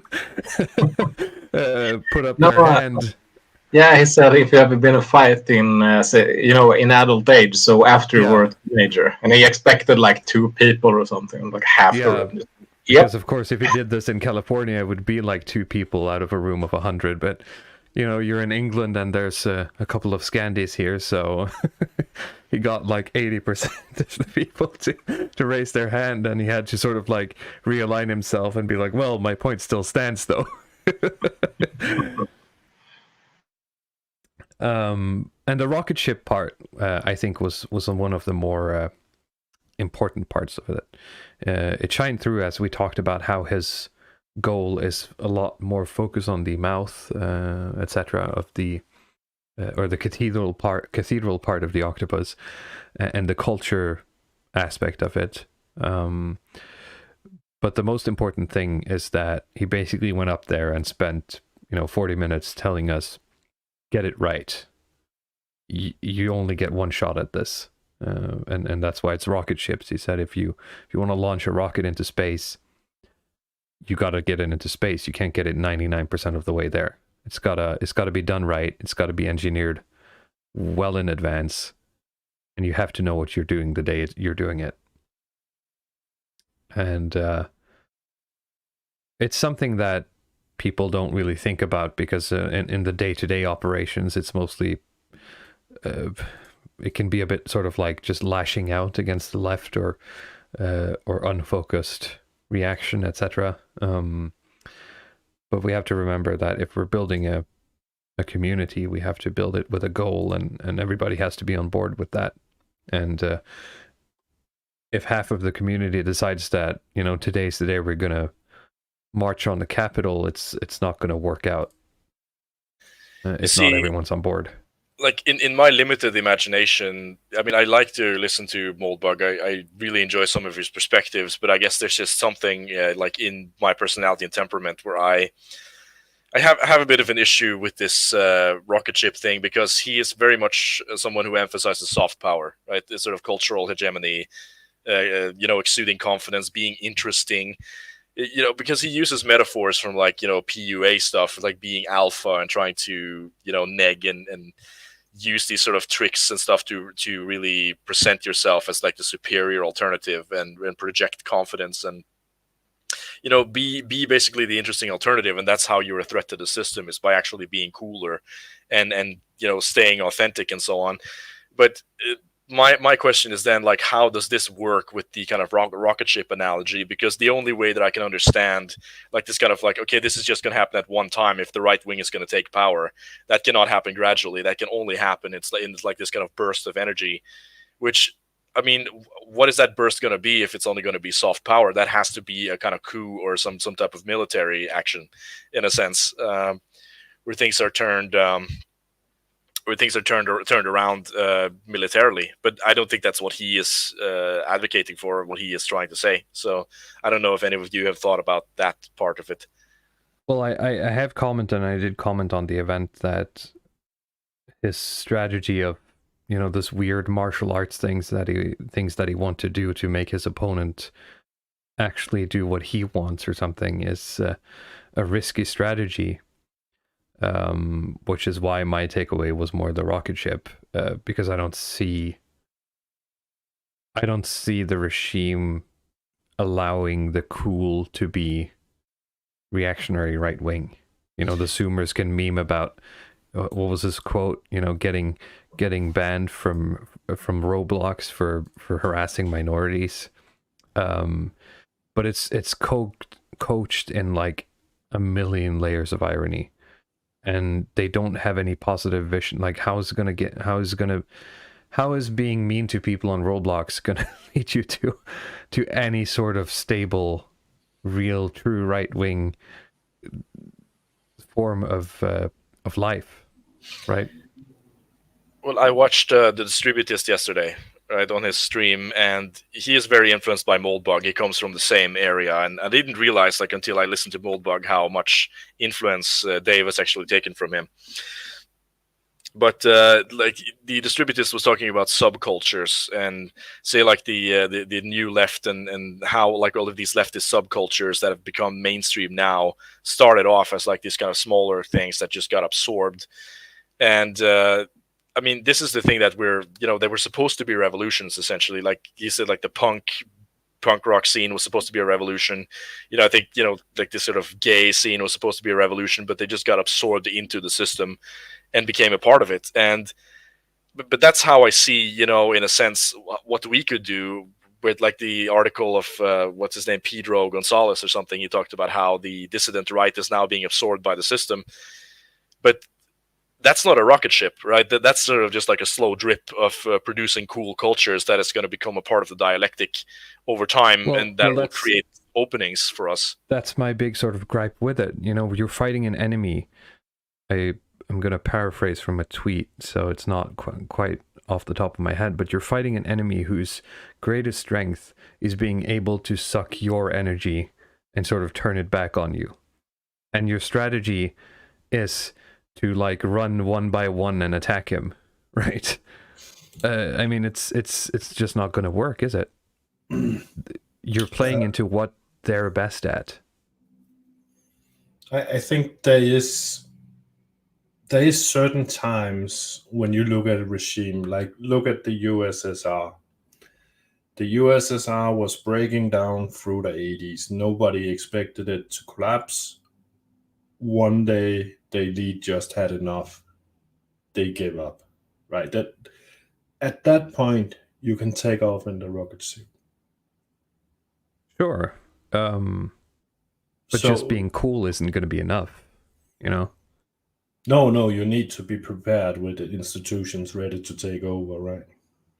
Yeah, even though it's not explicitly military, you have to be ready to take over, whatever that means.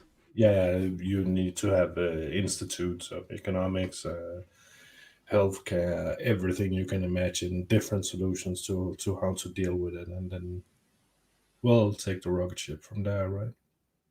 Exactly. In that case, it makes more sense to me. Well, I mean, you can look at it in both ways. But that's also what makes Yarvin interesting, is that he's sort of able to hold both of these thoughts in his head at the same time and try to tell you about it. So it was a very good talk, very entertaining. And he did great on other panels as well. Any final comments? Yeah, I mean, of course, there's some things that came up in the Q&A that I was thinking about. I mean, he was asked, I think, by one of the women in the who was seated in the audience about raising children and how you want to approach raising children from like this based perspective. And the Moldbug answer is basically to not talk to them about politics at all, and then to just wait for the day that they will rebel against the system, just so you can be there and support them in their rebellion. Which to me is that it could probably make sense within the frame of like being, you know, a Jew living in California, basically, which he is. And he even mentioned like, my children have my Jewish revolutionary spirit. But yeah, they go to Ivy League schools. Right? Yes, but like from the perspective of the people that I've interacted with and the families that I interacted with and what we've seen happening in the last 2 years in the schools and so on, like, you know, the people who live in Scandinavia or the Anglos, they're not just going to activate some kind of revolutionary spirit. That is just, you can't just wait for that to happen. I actually think this is like probably, you know, maybe it's good advice for like Jewish California people. I think it's actually pretty bad. For someone like me, where they're going to put my kids on hormone blockers and there's nothing I can do. Like, what am I going to, like, I get arrested if I try to take it away from them, right? Yeah, I mean, with the last 2 years with the lockdowns and so on, you've seen people, you know, these kids in the Norwegian schools, they've just been kind of stepped on, right? They've all of their rights have sort of been taken away from them, and they're just being they wear masks. They have to wear masks all the time. They can only like assemble in cliques of 2 or 3, and they have to walk on each side of the tape and so on. They're like, there's no like revolutionary spirit that's been spawned from that at all. It's just kind of reinforcing the existing agenda. That's sort of what I see. And that's why the Roblox thing is a bit of a meme, right? Because it's not real revolutionary spirit. It's just sort of like this, well, at least I can still post online, right? I think even the Roblox thing is a little bit outside of their comfort zone. I think they just need new software to run on, basically, because they will just trust the system and reinforce the system. That's kind of what I'm seeing. That being said, I'm speaking as a member of the Harry Potter generation. You know, I'm probably not going to be the one that's going to make this happen, but I'd like to be ready with the answers when the generation that will comes around, right? Yeah, and that's one of the things he mentioned, like in the talk as well, where he said that the Zoomers had revolutionary potential because of their cynicism. That's really like Generation X cynicism just amped up to 11, whereas our generations, the millennials, are kind of hopeless because we're fed on more of this Harry Potter propaganda, and we never got around to asking him exactly what the millennials can do about it. No, I tried to get a hold of him afterwards, but then I got drunk and I forgot about it. Speaking of, do you want to talk about friends and cigars? Anyone? Yeah, sure. We have to get through all of them anyway. Yeah, I'll do that 10 minutes on the timer for friends and cigars. In general, people were great. I'll start off there. We met a lot of nice people, of course, mostly Brits. And if you talk to me at the event, I had so many great conversations, but I don't remember the names and the online personas if I got them of people I talked to. So, please, if you want to stay in touch or you're interested in having more conversations, you know where to find me. There's socials in the description, and there's either my Twitter, you can DM me there, or you can join the Matrix channel for the Longhouse. Yeah, there's also being sent out in mail right around now where the Shielding Events UK, they are encouraging people to join the Shielding's Matrix server because we don't get deleted there. So Yes. that people can keep in contact from the event. They have set up a room for it. Let's see, cigars. But there was a lot of fun being had at the nights. People would pretty much just split off into their own groups and start drinking and smoking cigars. Usually, I saved the ones I had and parceled them out on the Saturday to you guys, which in retrospect was one of the weaker cigars I've had. I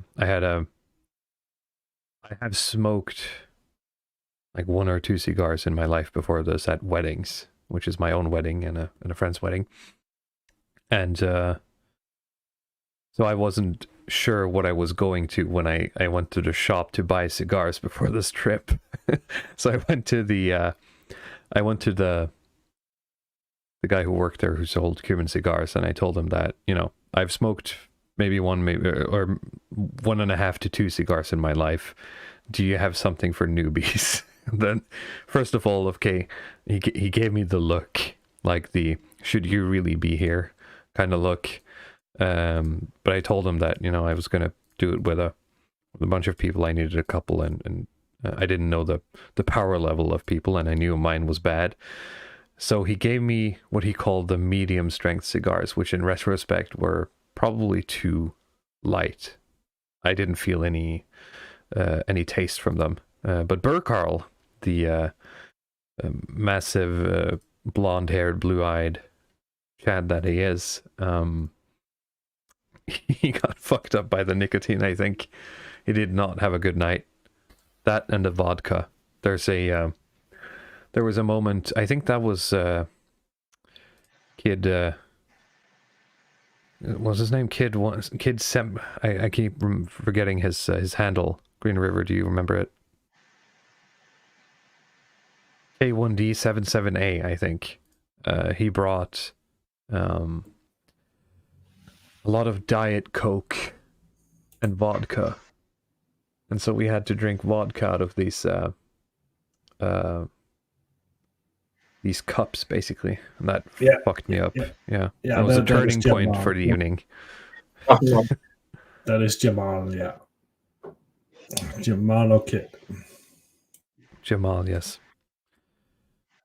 I will neither confirm nor deny those allegations, Clossington. But there were vodka being handed around, yes. And the first night I was drinking with an Australian guy and 2 other Brits. And a guy he was a farmer. Again, hit me up. I don't remember your guys' names. So it was a rough weekend for me, I gotta say. keeping up with the Australians and the other Scandies in the alcohol department. I don't know about you guys. That is a general overview of my drinking and smoking. Yeah, I try to pace myself because I wanted to actually be present for the talks. I think it's a difficult balancing act with this kind of an event because it's so like intellectual. In a sense, like we're not just here to do football or something. Like you actually have to sit there for long talks and try to process what's going on, and maybe have some actual questions and talk to people about demanding topics. So you can't just hammer yourself and have it go well. I mean, it's sort of tempting to drink like a teenager sometimes, but I'm glad there were like nobody there who got just so effed up that they ruined the. I mean, you had a junior recently as well, which I was impressed. You stayed up as long as you did. I'm gonna use you being had to hold back the first day because I knew I'm gonna sit through a bunch of talks tomorrow. I can't be totally out of it. But on the Saturday, I knew I was leaving quite early, so I figured I'd just let loose a bit more. Leah, are you still with us? Yes, now I am alive again. I don't know what's up with my internet today. It's been going up and down and up and down. It might be on my side as well, because this is the first time we're streaming in 1080p, and I got a message from StreamYard saying that streaming in 1080p might put more of a tax on your guests, which I'm not quite sure how that works. Yeah, it's weird because I didn't have this problem earlier today. It kind of started when we started streaming, so that might be it. Because the thing is that I don't know, it's like the Wi-Fi just is stable, and then it's just like a dip, like a performance dip, right. and so everything starts to robot a little bit, and then it comes back. So it's more of the instability, not the. Yeah, no, I don't know. It might be my connection as well. Then. Right. In any case, you had something to say about the food, at least. Yeah, but well, as I said in the chat later, I might not be a representative sample for that. Are you too snobbish? Is that what you're saying?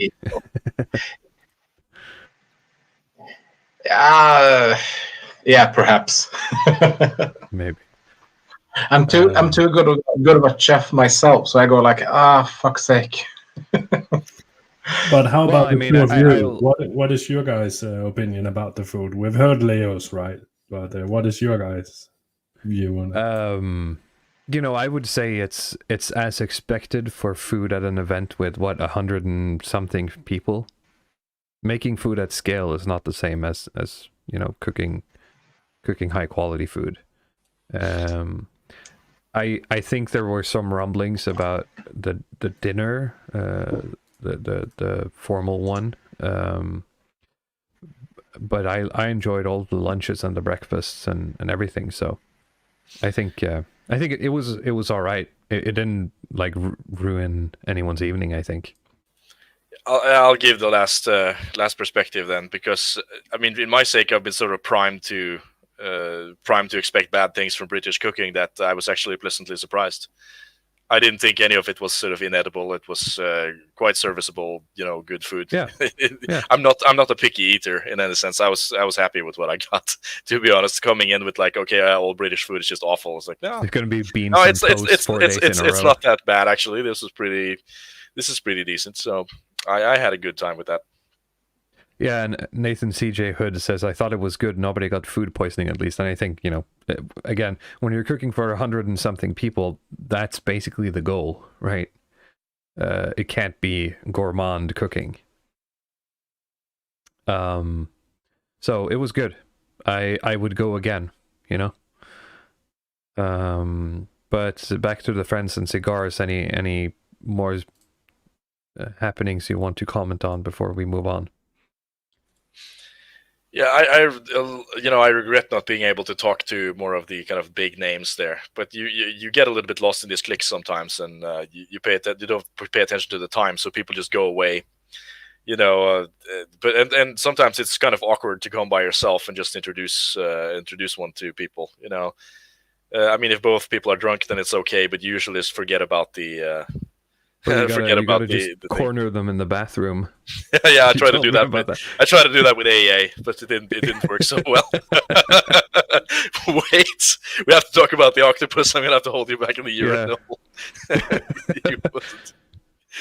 But yeah, other than that, I'm just sad that I wasn't able to talk to Moldbug on, like just under let's say with 2 people. But Yeah, other I than that, exchanged some I mean, pleasantries with him because I sat next to him during UO Live. Other than that, I he sadly fell didn't. asleep, I think. Well, Yeah, I mean, I get it. next to- He's probably jet lagged as hell, so he probably just went to bed, right?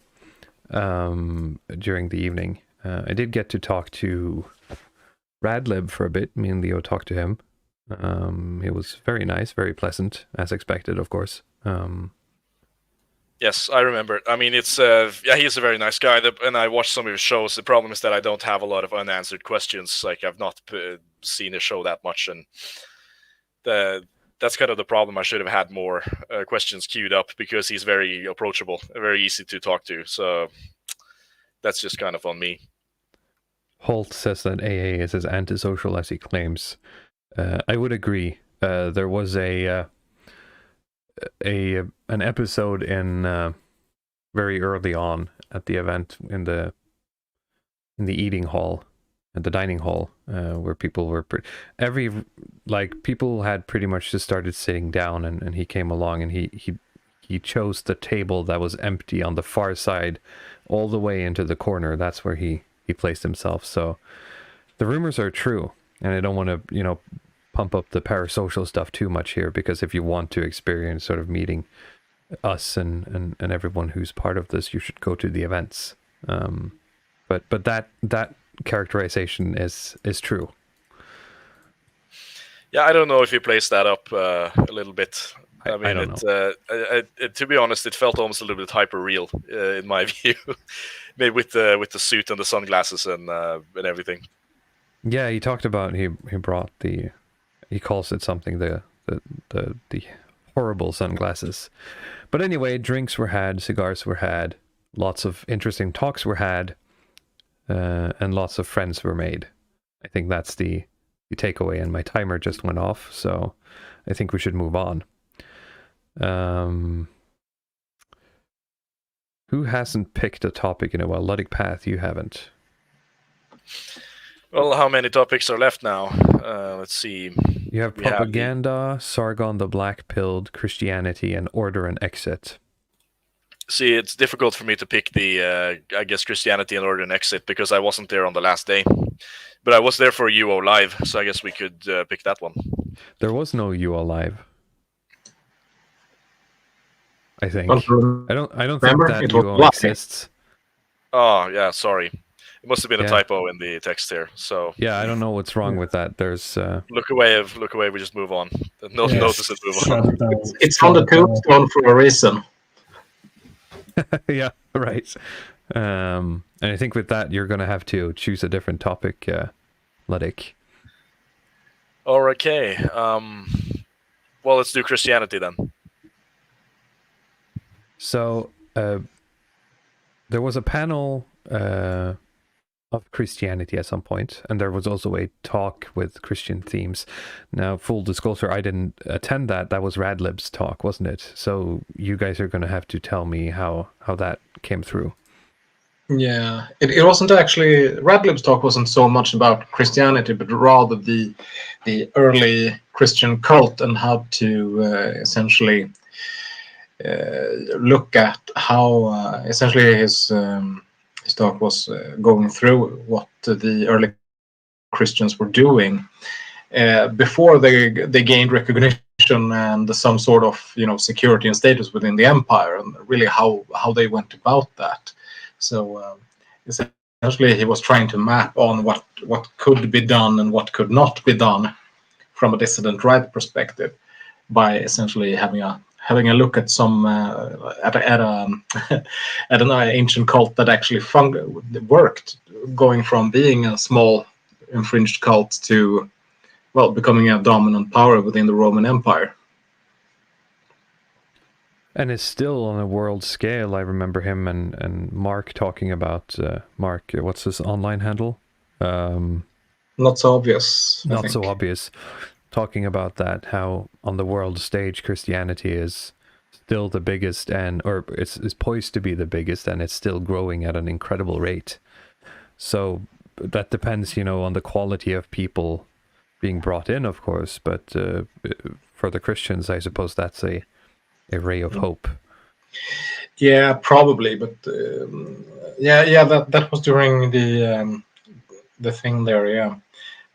But then again, they pointed out that it is essentially South America and above all China and the Philippines where they are growing. So, well, you're taking in like a couple of 100,000 Chinese into the faith every day or week. Well, what does it matter? It's it's Chinese bugmen.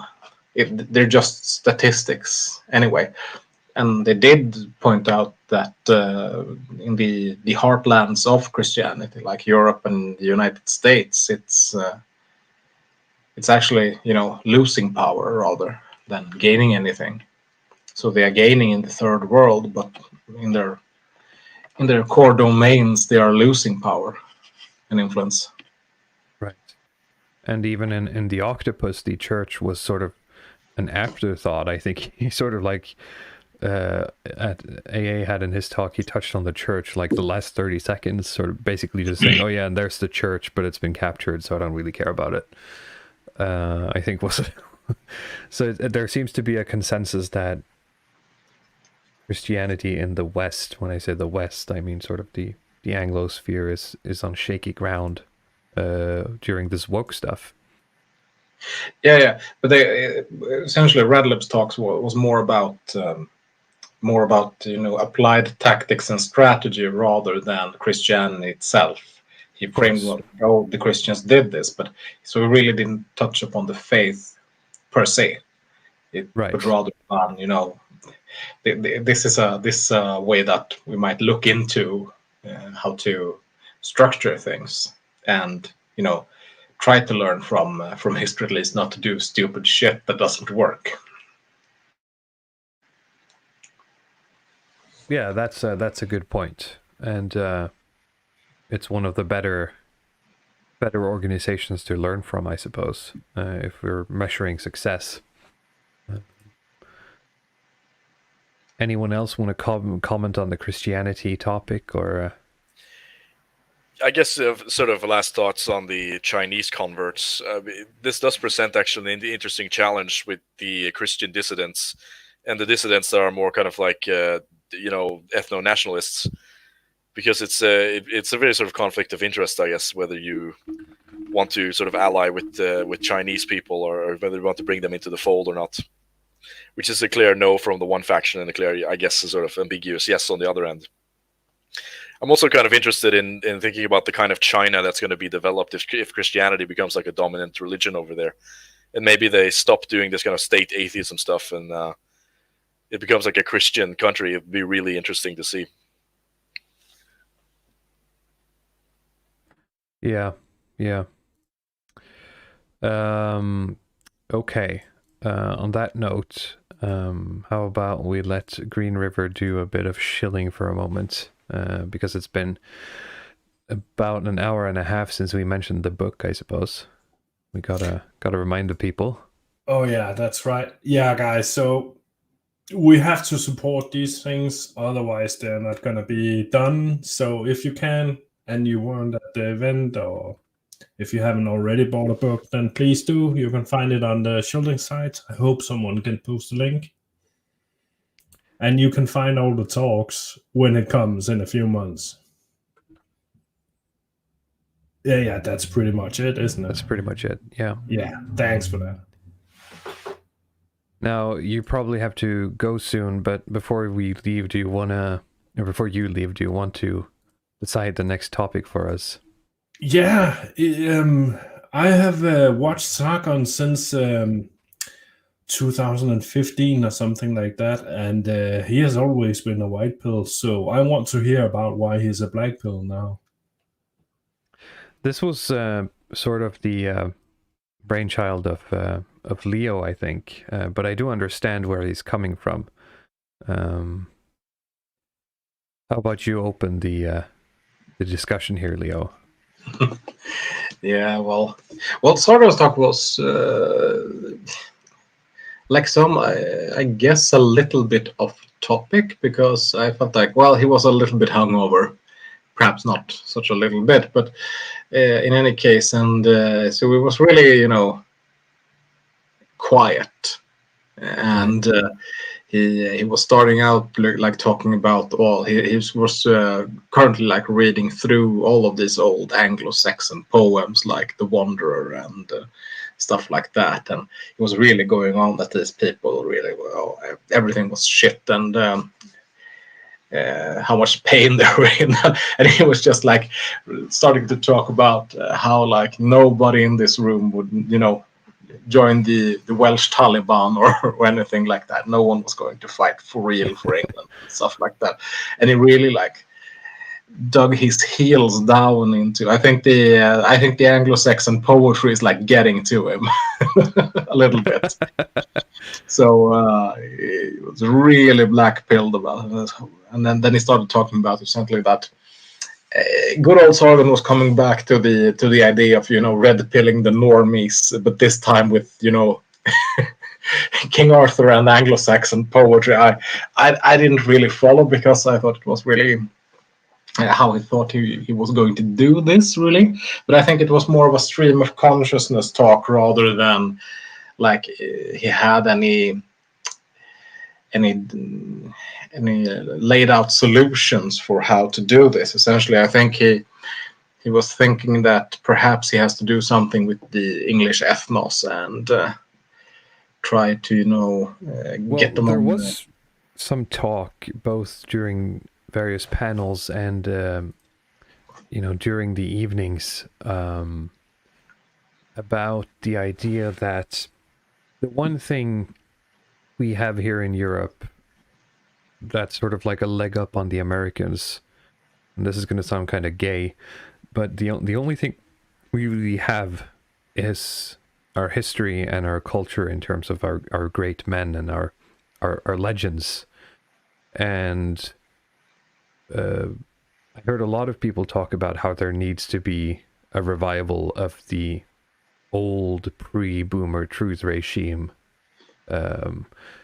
legends and stories and arts that tie us to a soil, and not to get all Fed posty, but there is something to be said about reading something, learning a tradition, learning a ritual, learning about a person, and actually, I can walk for 3 hours and I can be at the site where it happened.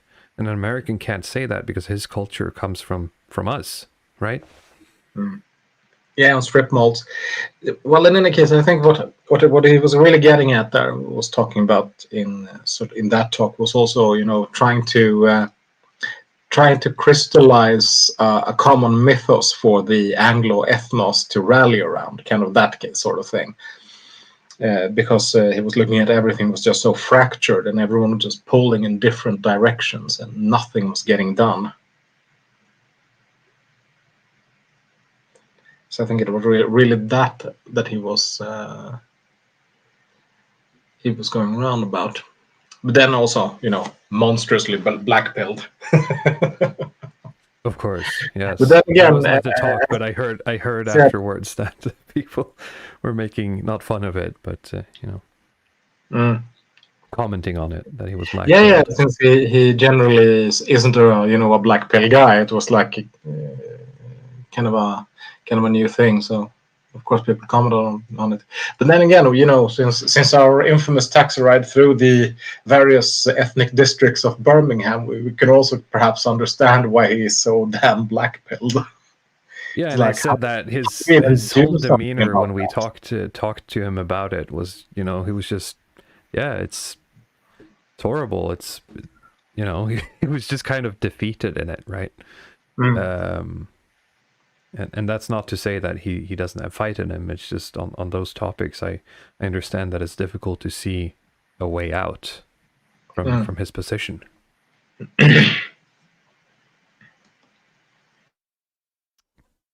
Do you have anything you want to add, Luddic Path? No, I mean, I wish I was there to see it now that you all talk about it.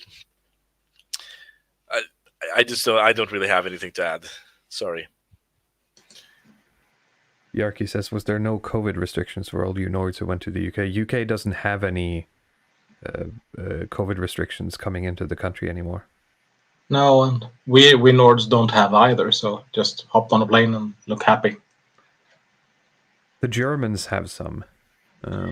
Yeah, but you know, when the Germans find a restriction that they can add to a population, will they ever let it go? Yeah, fair. Yeah, because I had to fly. I flew with a subsidiary of Lufthansa because the flight getting to Birmingham was absolutely horrible. So I had to fly to Munich and then to Birmingham, and they just handed you like a mask when you got on the plane, and you know they would like come over and tell you to put it back on and do stuff like that when everybody like took them off,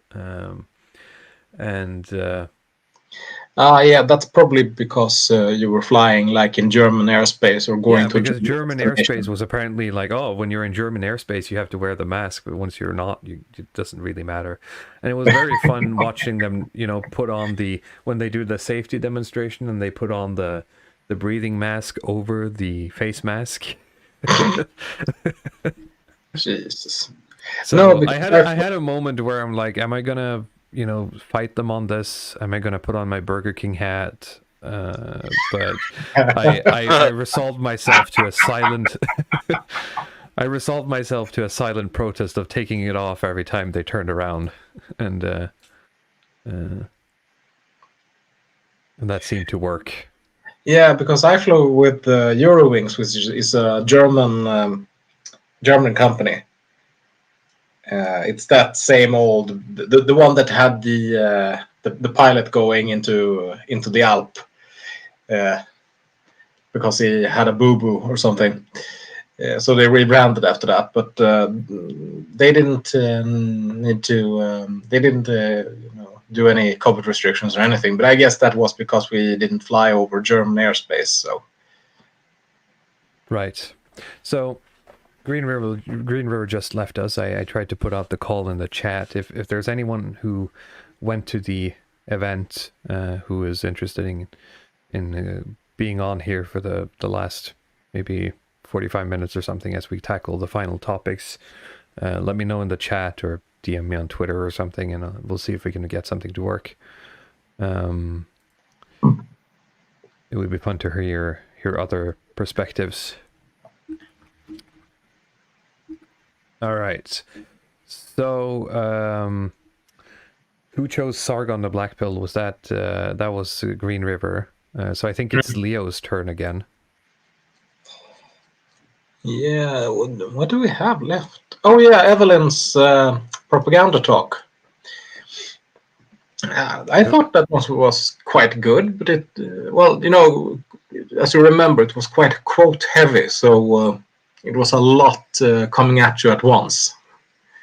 So you really had to have your thinking hat on.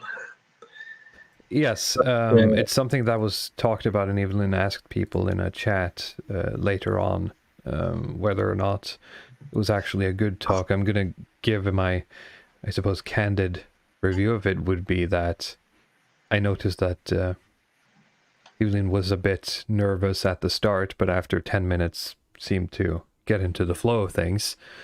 And after that, it's one of those things where there was a lot of long quotes that take a while to digest when you present them to people. And afterwards, I know we had, and I had with other people, long talks regarding the topic. So it was an interesting topic. It did hit home. It just took a while to digest, I think, because of the way it was presented. And But at the same time, I think it led to a lot more discussions after the talk than many of the others. Some kind of the downside of having speakers that are used to condensing complex topics into, quick sound bites, telling you stuff, is that there's not a whole lot of wiggle room once you've been presented with the short version. I don't know what you guys think. See, yeah, I agree with what's been said already. What I felt about this talk is that it felt kind of like, let's say, if Academic Agent had a university that's not just like his online university, but like a real university, this would have been like a bachelor's thesis in the stuff that he's written about propaganda and elite theory. And it has like that type of feeling of a bachelor's thesis where it's very heavy on references, and it's kind of compare, these different thinkers that have written about propaganda and so on. So it is this type of thing where it is interesting, but I was glad I had the coffee to sort of just keep me going throughout. But like the really interesting part of it was basically in the questions and answers segment, where people were starting to ask various questions. Say like the one question that was kind of what you say, a bit of a barn burner, or it's kind of a crowd pleaser, where someone in the crowd asked, is this ethical? Right? I mean, is propaganda ethical? And Evelyn answered, I want to win. And then we just had like a large applause from the audience, and that was kind of epic moment. But it made me think a lot about just the idea of squeamishness around this topic, which I didn't expect given like the type of speakers that we have and the people who show up to this event. I just did not expect that anyone would ever say that, is propaganda ethical to do. And that got me thinking as well as, how do you talk about this topic then, on the back end or on the inside of a sort of dissident movement without people feeling squeamish about it, and if they haven't been sufficiently deboomerized or they have some kind of other ethical hang-up in terms of this topic. Yeah, that was really weird that came up, that people were like, oh, is this ethical? It's like, shut up. I think we talked about this after the talk. Like, I brought up the idea that when the left has people do propaganda for them, they always talk about it as education or whatever else. It's not propaganda. So, and I think this is a recognition of the idea that for most people, especially Europeans or those of European stock, they want to be good people. They don't want to think of themselves as doing propaganda, even though they are. So that is a thing that has to fit into the equation. You could say that the whole, feudalism system was sort of a hierarchy built to help us deal with that, right? Yeah, exactly. Yeah, I completely agree with you there. Welcome, by the way, Birkarl, to the stream. Yeah, thank you. You have arisen from your illness. No, actually, I'm still on my bed. Oh, okay. Well, we salute the bravery, my friend. That's it's nice to have you on. But yeah, I'm just underlining what you said, is that people, especially of European stock, do not want to think of themselves as doing something that's bad or unethical. And that's, of course, one of the reasons that, things are, you have such things as like flat, structures, and like the idea, at least the idea of democracy is so popular. But of course, then we do get to the question that if we can't talk about propaganda, how do we kind of coach this stuff? And, I actually want to, in the future, do a stream that's more focused on the book that's called Influence. And that's one of the books that I did mention during the self-improvement stream. But the word influence is a very nice word. You can just, every time you talk about propaganda, you can just replace it with influence, because that's basically what you're trying to do. And then if you're, you can ask the question, is propaganda ethical? And you could maybe say yes or no. But if you ask, is influence ethical? It's a little bit more difficult, even though you're kind of aiming at the same thing. So, that's kind of my thought, is that how it can be sort of coached in different language, because the word propaganda itself, I think, was, even Edward Bernays stopped using it and replaced it with, public relations, PR, because how do you sell it, basically? It's too, like, the word is too associated with mid-century Germanism. at this point. Yeah, it's a difficult topic to cover. But I suppose in our talks we ended it with, you have to be willing to do it, and you're going to have to sell it somehow, even though we're not there yet. And whether we call it education or influencing, right? Like, what's the... Again, I want to win. I mean, it's such a good sentence, really. Yeah, it's a perfectly summed up answer. Even though you could have, given more of a politician's thing. I mean, for all intents and purposes, that's all you need to say. If the left is basically doing it all the time, then what are you waiting for, right? There's no reason to hesitate with any of this stuff. If your enemy is using a machine gun, and like you start asking the question, is it ethical to use a machine gun back at them? It's like, well, yeah, it's kind of a pointless. Yeah, you're at war, right? You need to use artillery on them. Yes. Even better. But yeah, these are interesting questions, and like I said, stuff that I want to revisit in future streams, talking about how to kind of reframe propaganda and but it is it should be noted that the talk itself was more about how propaganda has ended up as the thing we see today, and how that influences, or how that has influenced the GAE, as we call it. Yes, I mean, propaganda it's completely crucial for every government function. I mean, everything you see is basically propaganda. It's sort of weaved. It's not like it can't be understood as its own distinct thing almost. It's like weaved into everything. It's like the seed oils of information or something. It's like constant in everything you consume has like a bit of that stuff in it, and the amount of trust you have in institutions is really dependent on how much propaganda they mix into it. In the 90s, we were not the sneed oils. The sneed oils, yeah. But that's how I feel about it too. It's sort of another topic that I was thinking about, like the from the dissident right perspective, how much let's say, okay, you agree with the premise that there is no neutral institution. Okay, so we agree on that, but how much of sort of an institution's energy should be spent on influence, and how much should be spent on doing the thing that the actual institution is supposed to be doing, in a sense? Because let's say we're able to get control of an institution, and it's like you spend like 50% of the time of an institution just doing pure messaging for our cause. I think the trust will fall very quickly. I think there's a certain golden amount of influence that should be introduced before people start kind of vomiting it back up. Like it should be so little that people don't notice it, but it's still seeping in there. That's what I think is one of the big failings of the current system, is that they've gotten so antsy on the propaganda angle, and they put so much in there that people are really noticing that it's it's like you put sawdust in the burgers or something. If you put too much, then people start complaining, and that's where we are. Exactly. Yeah. Sawdust in the burger. That's a good analogy.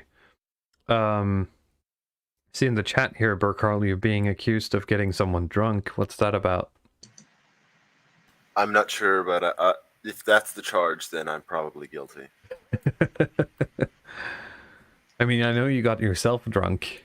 Yeah, I mean, look, Jamal was the one who got me drunk. That's the main thing I remember. You blame him. I was being fed the drinks. You were being fed. You were doing more than getting fed the drinks. You were drinking all the drinks after a while. No, yeah. And then Jamal was teasing you so much, I thought you were going to beat him up. Just choked him out a little bit. I just had a little, feeling. How does his neck feel around my arm? Do I squeeze it? Yeah, but that's standard Finn stuff. The alcohol brings out your extrovert. That's how it works. If that's sure. If that's what you call extroversion. Yeah. I mean, that's how you guys communicate, isn't it? punching. Yeah. But let's be honest, kid needed a little bit of choking in the spurg. I mean, he was getting pretty annoying, honestly. Yeah. Anyway, just for a bit, good guy. Anyway. Yeah. So, back to propaganda for the last couple of minutes here while we have the topic.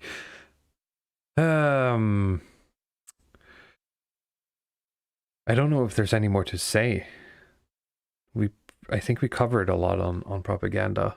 Again, it was one of those talks that kept coming up again afterwards, and especially with the.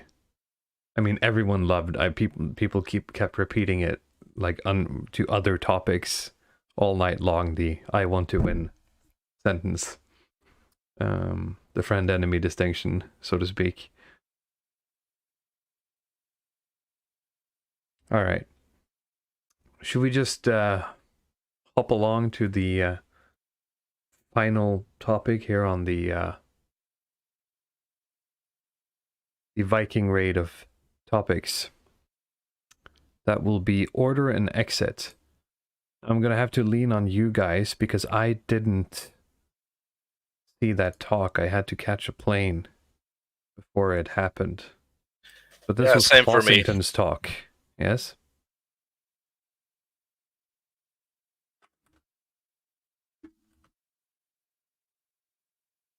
Any Birkarl, Leo? I think I was still asleep. So we only have one guy who went to it. That's a good look. I'm sorry, Clausington. I see you're in the chat. I'm sorry. I have an excuse. I wasn't physically able to attend. Same. And Leo is dead. All right, how about we chat with the public for a moment? Well, I think if I remember the topic, Clausington, he's talked about it before. It was mainly about how wasps have dealt with dealt with the political machines of the Swarthoid classes coming into America over the years. And I guess the main theme being about how there was this retreat to the suburbs to reorganize, and then I guess I'm missing. Of course, I didn't see the talk, but I've seen him talk about this thing before in its more rough form. So this is the general theme. Pro-wasp propaganda. At this point, I'm gonna have to do a separate video on this talk and research it because this is almost embarrassing. Yeah. Okay. Let's, while we're waiting for Leo to reconnect with us, we'll have a look at some of the chats coming in.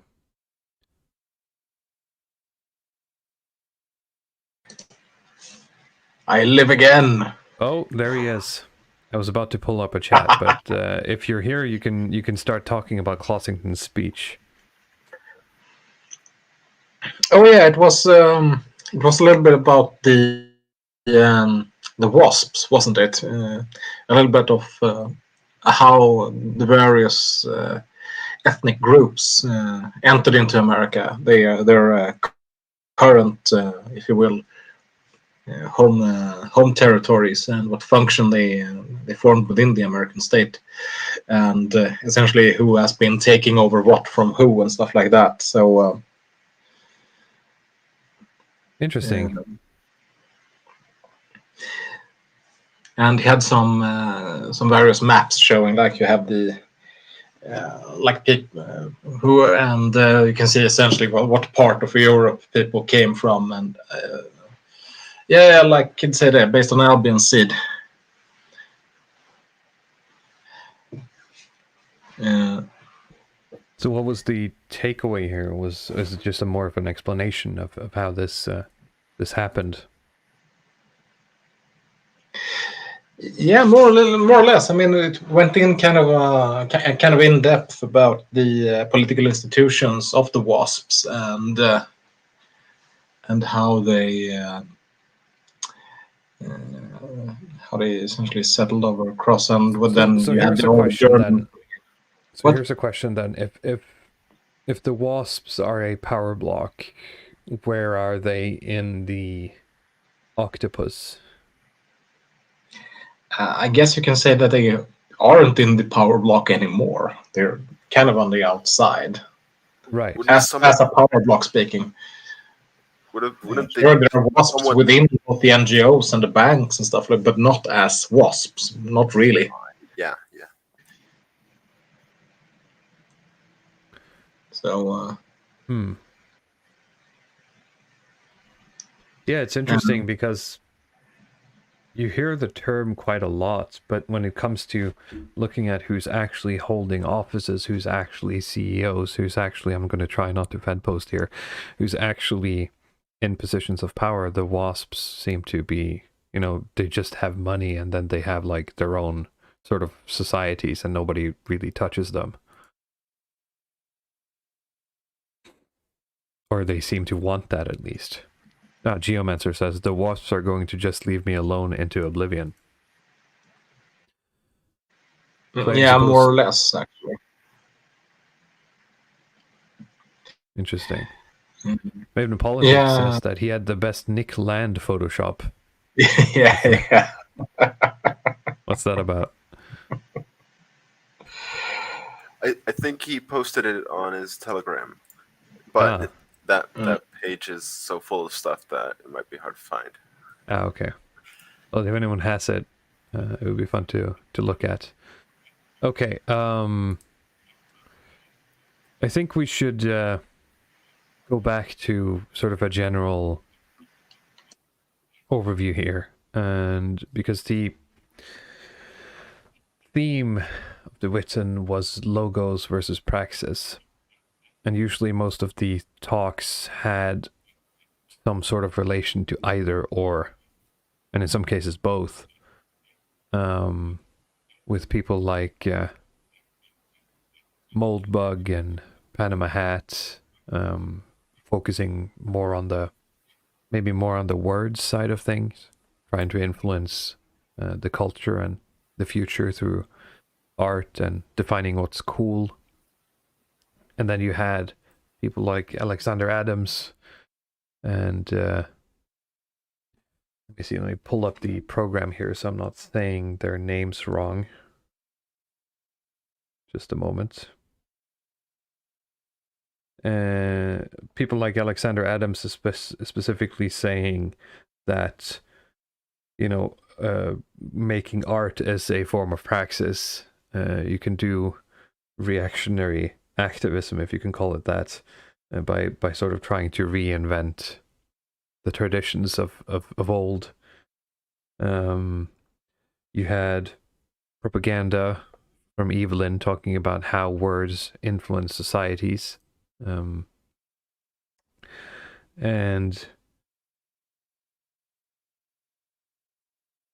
well, there was the octopus, but I suppose that's not really do anything. I suppose that was just AA wanting to workshop his new model.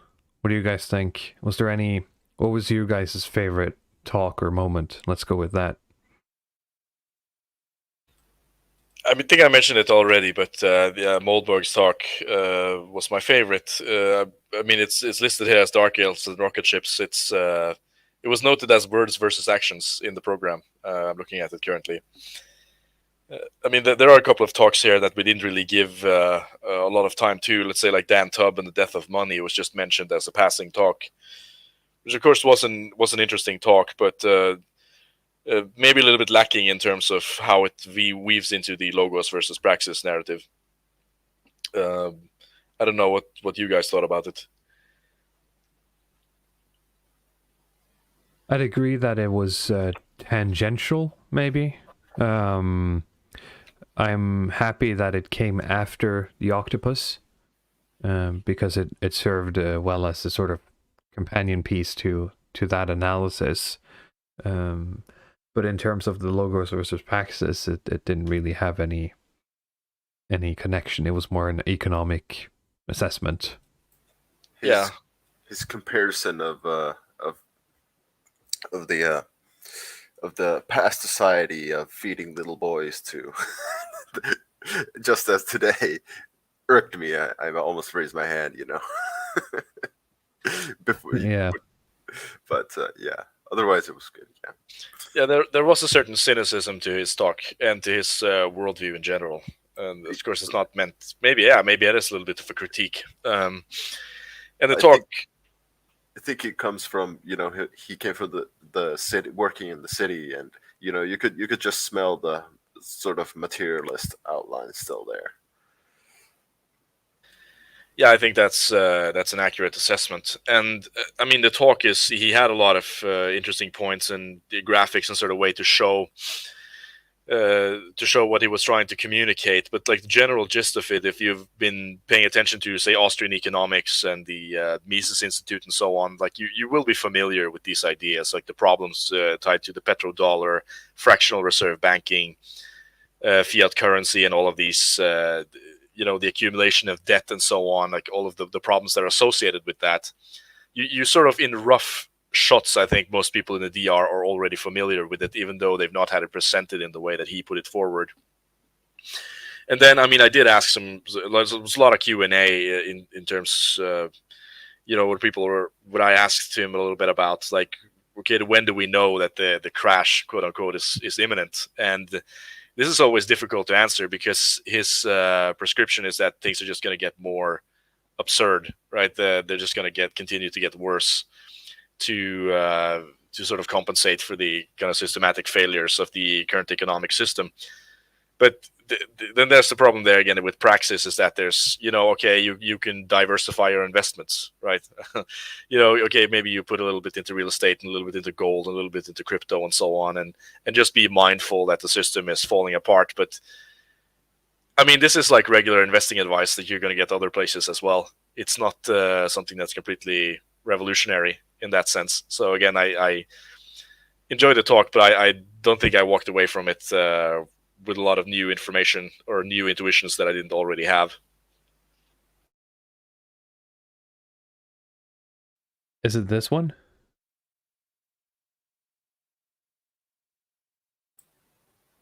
Yeah, it looks about it. Yeah. Yankeedom, just as planned. Yeah, you had a little bit of a different Stefan Molyneux Photoshop going on there. But, okay, apparently it's an early version. Let me see if I can.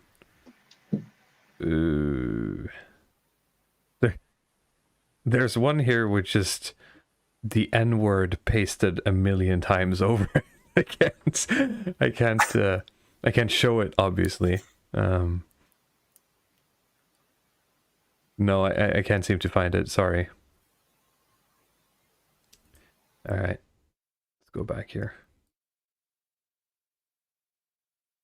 I think that about sums it up.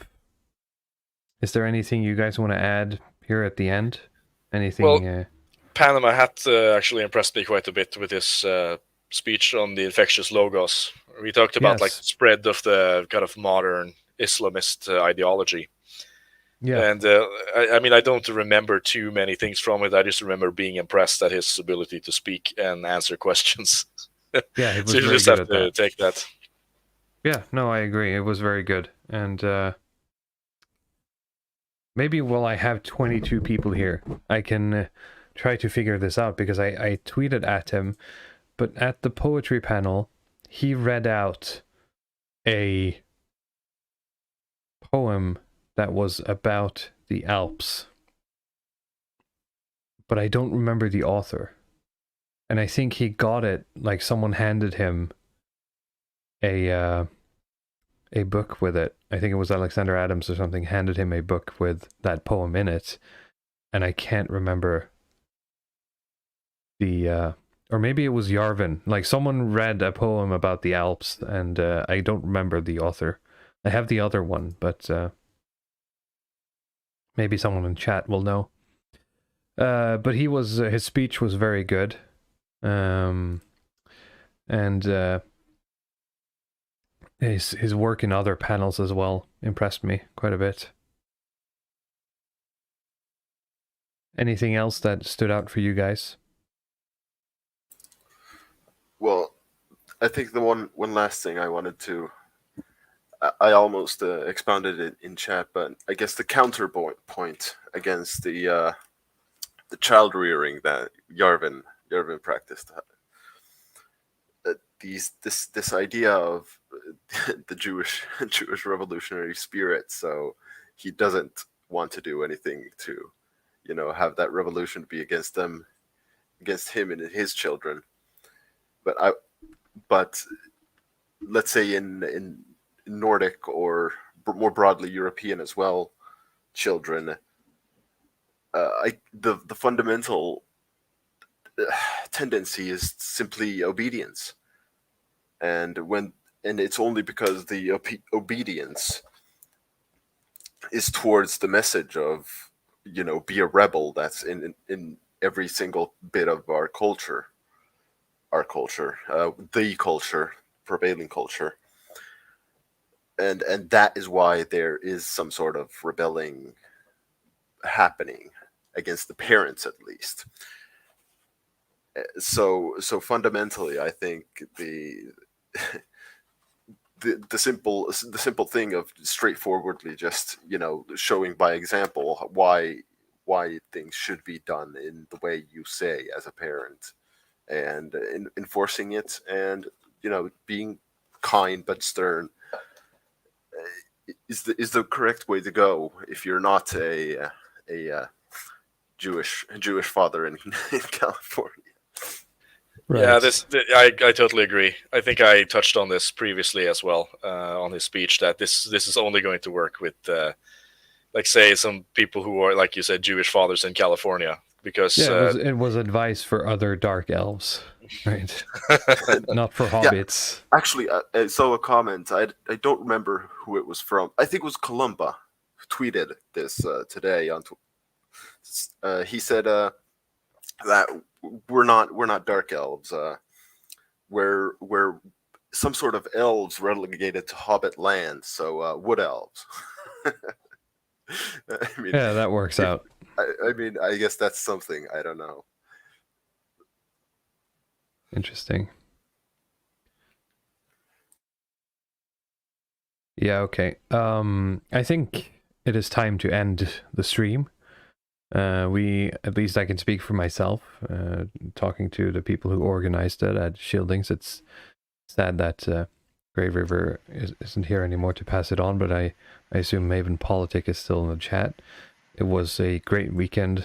It was definitely worth the money, and hopefully we'll see you guys next year.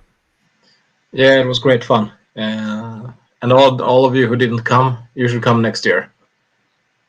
Yeah. And buy the book. Link in the chat. Yeah, you gotta make the Danish merchant man happy. Yes, I promised him I'd chill for the book.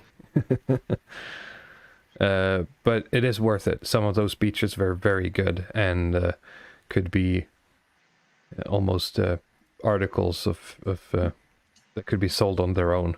So if you couldn't come and you're still interested in learning some of the things that were discussed there, you definitely should check out that book. All right, thank you guys for tuning in this week as well. Next week we'll be back to more regularly scheduled programming. Depending on how things shake out, we might be able to do the Harari stream next week. But we'll see. Until then, I hope you have a good weekend and a good rest of your evening. Bye-bye.